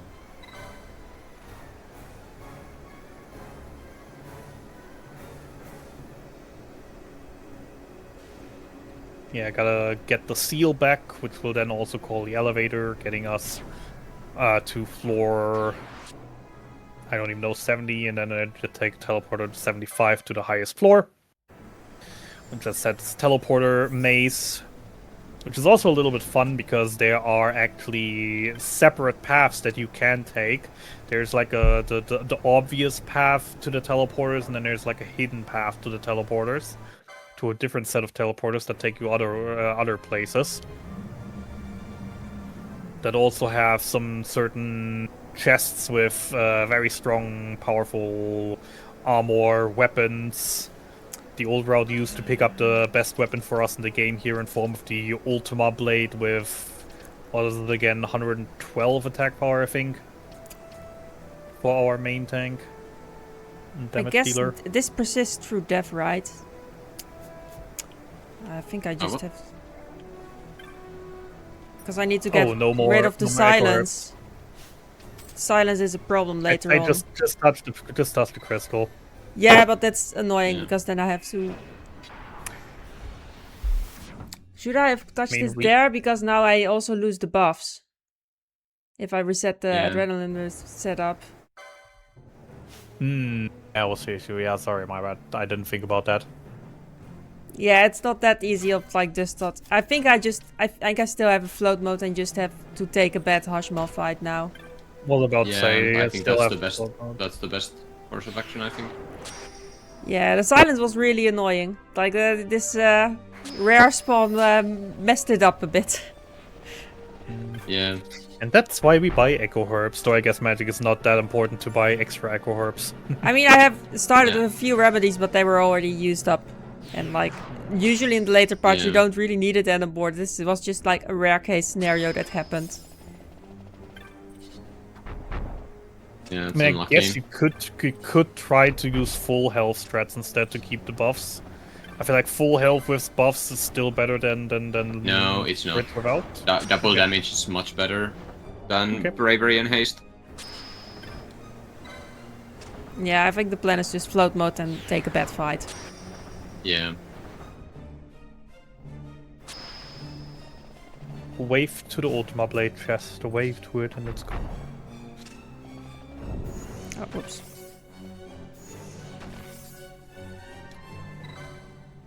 Do we get visited by Tower? So for reference, after this teleporter, there's a small chance for a monster to spawn right in front of the elevator called Tower. 20% chance. Not here. It is. Oh, Whenever Tower does show up, he's usually just being a little bit annoying.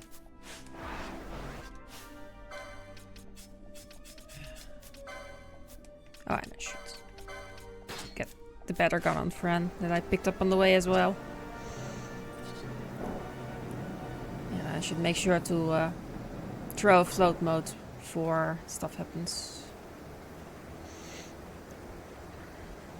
Because, Hashmal has a cinematic attack with Quick Asha, which deals earth damage to everyone, and you can avoid it by being floated. And usually I don't need it because we delay it enough that it won't happen. Roxxon attacks. His normal attacks not, but I think like everything that he has that has a cost but than status effects.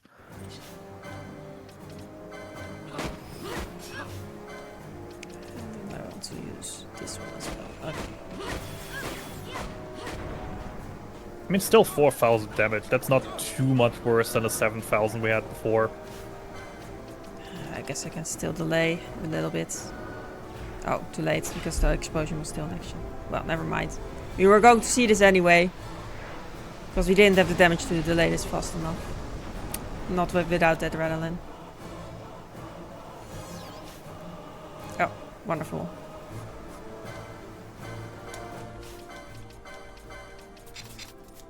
Well, at least now you will have adrenaline. That is true.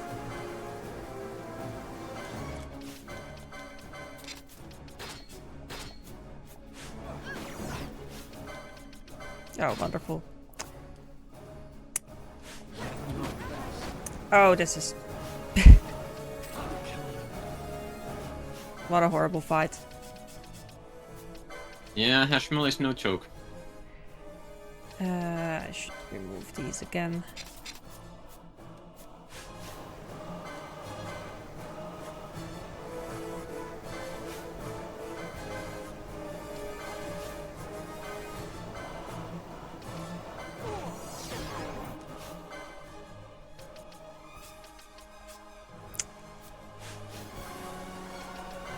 Does she happen to have time to do this? Probably not.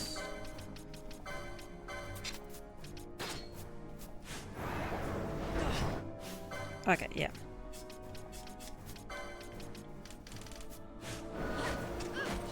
Oh, I should put this on again. Okay. Fine, everything's fine. That Fight. was a decent recovery there, yeah. Applause to Madelon. Not everyone would have been able to salvage that. That was not an amazing position to be in. Definitely not the worst one we've ever seen in Final Fantasy XII, but definitely not a pretty one either. Yeah. Yeah, the fight took way longer than it usually did, so yeah. I do probably need to resurrect various characters meanwhile. And probably also...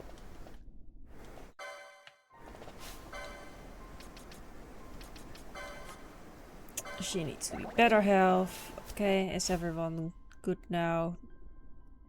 Yeah, that should be fine. Oh, I guess I want... Do you need Redas? I do need Redas. Okay. Now I really hope I don't die and have to do all this healing again as well. But at least we're back on normal setup again.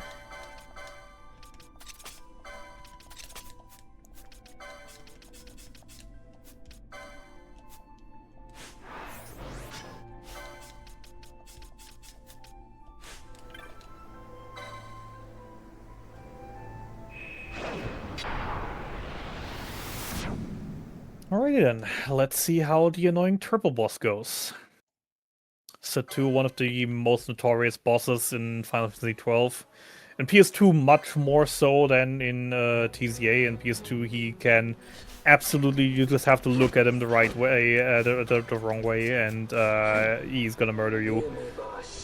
In TZA, it's not quite as simple. Removing Bosch from the party here, because otherwise this cutscene is longer. It's like Which 20 is a seconds nice longer or Easter something egg like in that. my opinion.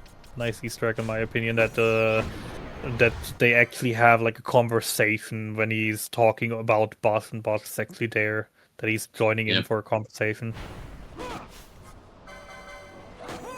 Took around easy enough. Second phase we come to Sid. Sid should be melting as well. Until he starts casting summoning Famfret. Famfret is a little bit more annoying, however, he has a fatal fire weakness. So we can just abuse that again with a couple Firagas.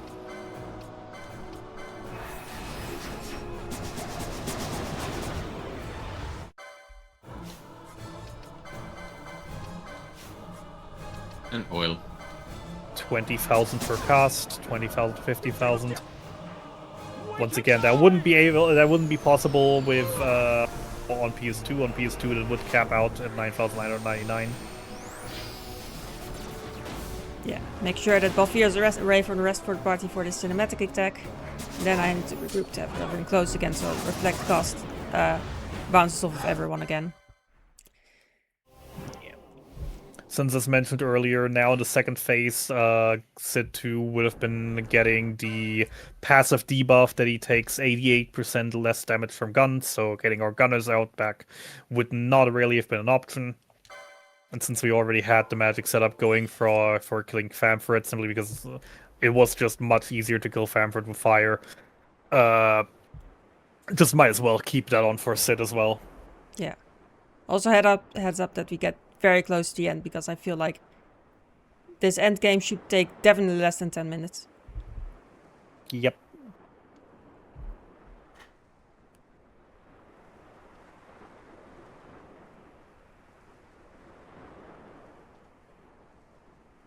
Unless something goes horribly wrong, but typically this end game is very fast now. It's basically going to final bosses now. Yeah, we're now just entering the final area, moving a little bit around, which should be fine. And after that, a little bit of moving around, we are going into 4 back-to-back boss fights, with the annoying part being there is no autosave between any of them, except between the 3rd and the 4th one.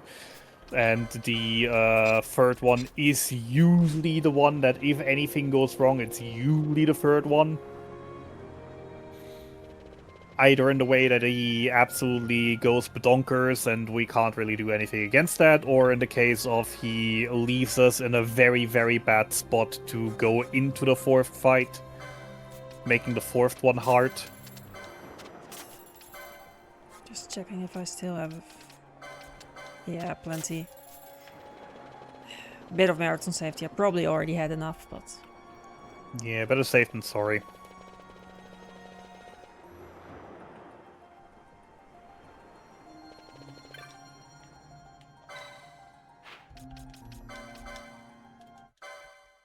Like, once you are in the final area, you cannot get out again. So you better want to enter with enough, that rather than find out later that you didn't have enough.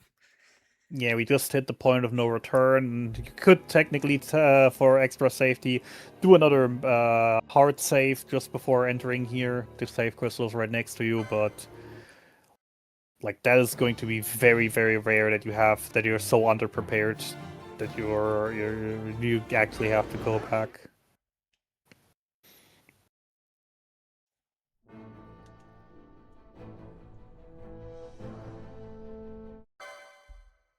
So yeah, story-wise, we decided to destroy the rock, the mother of all rocks. However, that destroying it set forth a giant amount of energy that was all gulped up by the newest invention of the Arcadian Empire, the Sky Fortress Bahamut, which is just a giant pillar, technically, that can float, but it also has an attack power like a nuke. Like before, we had a very limited amount of those pocket nuke magic rocks. They were now able to manufacture them and just fire them off at random at want right now, which we really would prefer not to see too often. So we kind of just invading and stopping on what we can, trying to salvage and save as many lives. Because outside of here is a war, Star Wars style.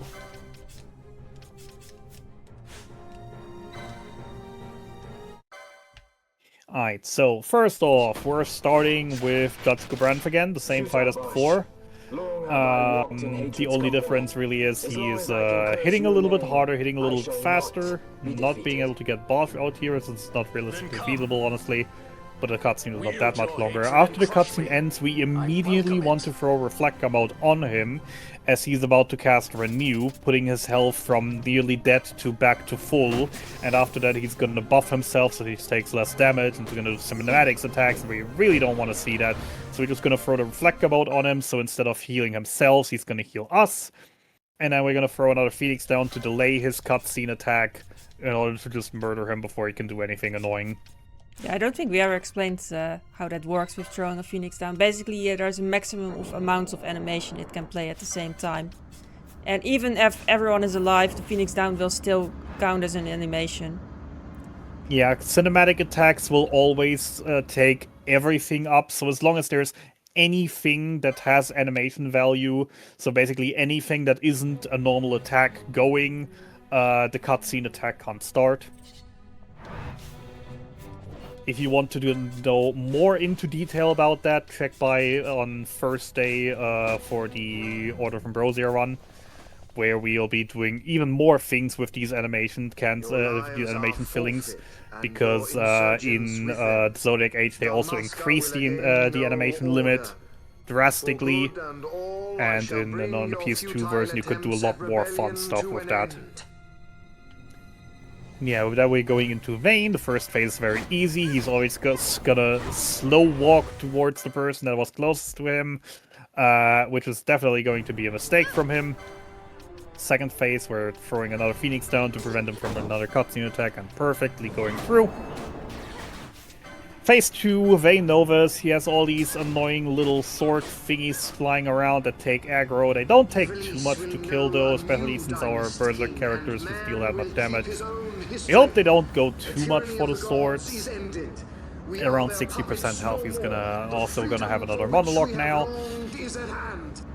Before starting his first few cutscene cinematic attacks. The one we will almost always get. Pretty darn sure the first one is like very unlikely to be skippable, especially since this is usually the point where we want to reapply buffs in order to have everything ready for the final boss. This is the second to last boss, by the way, just as a heads up. Yeah, there's a little bit more than a minute, I would say, remaining at this point. So from here on out, we're just gonna go back into battle mode, finish the rebuffing, go back into battle mode, try to get him down before he can finish the second cinematic attack, and then the final boss is going to be somewhat of a DPS race, since there are certain thresholds to the next boss fight. At a certain amount of HP, he will cast a buff, then a magic barrier, then do a cinematic attack. After that cinematic attack, if he hits another threshold, he will do a physical buff, then a physical barrier and another cinematic attack. And then he's by then in critical. He will do a both damage barrier. And we just want to try to get all the damage in. That's why we buff in the face before, just immediately nuking him down. GG. Last boss is really 3. fast if it goes well. Like, you have to position yourself and to make the flare only at 12 here. If you succeed with that, the fight is over in seconds. Yeah. The fight can become very much annoying if he gets those barriers off, but usually, like, you most of the time should be able to kill him either just before or just after the first cinematic attack. And if you are able to do that, then you're absolutely good. If he gets the physical barrier in, there is still a pivot where you can do in most of the time, where you just try to get one of your mages in and try to get one more Firaga cast in to potentially kill him. But once he goes into his full immunity phase, he's going to stay in that for a couple minutes, do multiple cinematic attacks, deal massive amounts of damage. And with our level and heal amounts, we wouldn't be able to survive that. And the moment we get into that phase, we just restart over, since, as I said, luckily there is an autosave between the third and fourth fight. If things go really, really bad, we also have the option to go into trial mode, rebuff, heal, buff, etc., then go back into the boss fight, but this one was as clean as you can ask for. Yep. That went well. Went better than the D-Ross runs, I think. Overall good run. Some hiccups on Hydro and then the crazy harsh mob value, but it was fine. Also, I mean, a sub 3 in a marathon is always amazing. I mean, a couple years back, we all were already struggling before we started really, really optimizing, when it was just the 2 or 3 people actively running TZA. Sub 3 was a dream. These days, it's very, very much achievable with a little bit of practice, even if the run doesn't go too well at parts. Yeah. Also, for everyone interested in learning the run, there is a guide for it. Also, the FF12 community is just a really nice community, so I would encourage everyone interested in it to join the Discord. We're happy to answer any questions. And for people that enjoy FF12, there luckily enough is another run later in the marathon as well, from Zero Scar, doing all the things, lots of more. That might take a little bit longer than this, but just a little. Just a little. You're in charge. I'm checking Yes. the engine room. Right. Fran, with me. But yeah, thanks for having me. I'm glad that there's incentive to set up this RPG-based marathon that hopefully will start soon have in-person events as well. So really looking forward to that. And thanks to my commentators. It's nice to have people along for this. Always happy Thanks to for help. having me. Just do it like I told you. Don't worry. I mean, as I said earlier, it is my favorite game, so if anyone wants to talk anything about Final Fantasy XII, I'm always happy to help, and I'm always happy to especially work with Zero Scar, because the man is a walking Final Fantasy XII wiki. I mean, as I said, there were like 3 or 4 facts that I remember that I knew half true only, and now I know them true. Just from working with him a little bit again. So I'm really looking forward to what I can learn on Thursday when he's gonna be doing much more of this. Yeah, and myself, I will be back on Wednesday for FF9 as well. So then, I'll see you all again. Vaughn, the power's back. We can go. Right. I think that's it for us.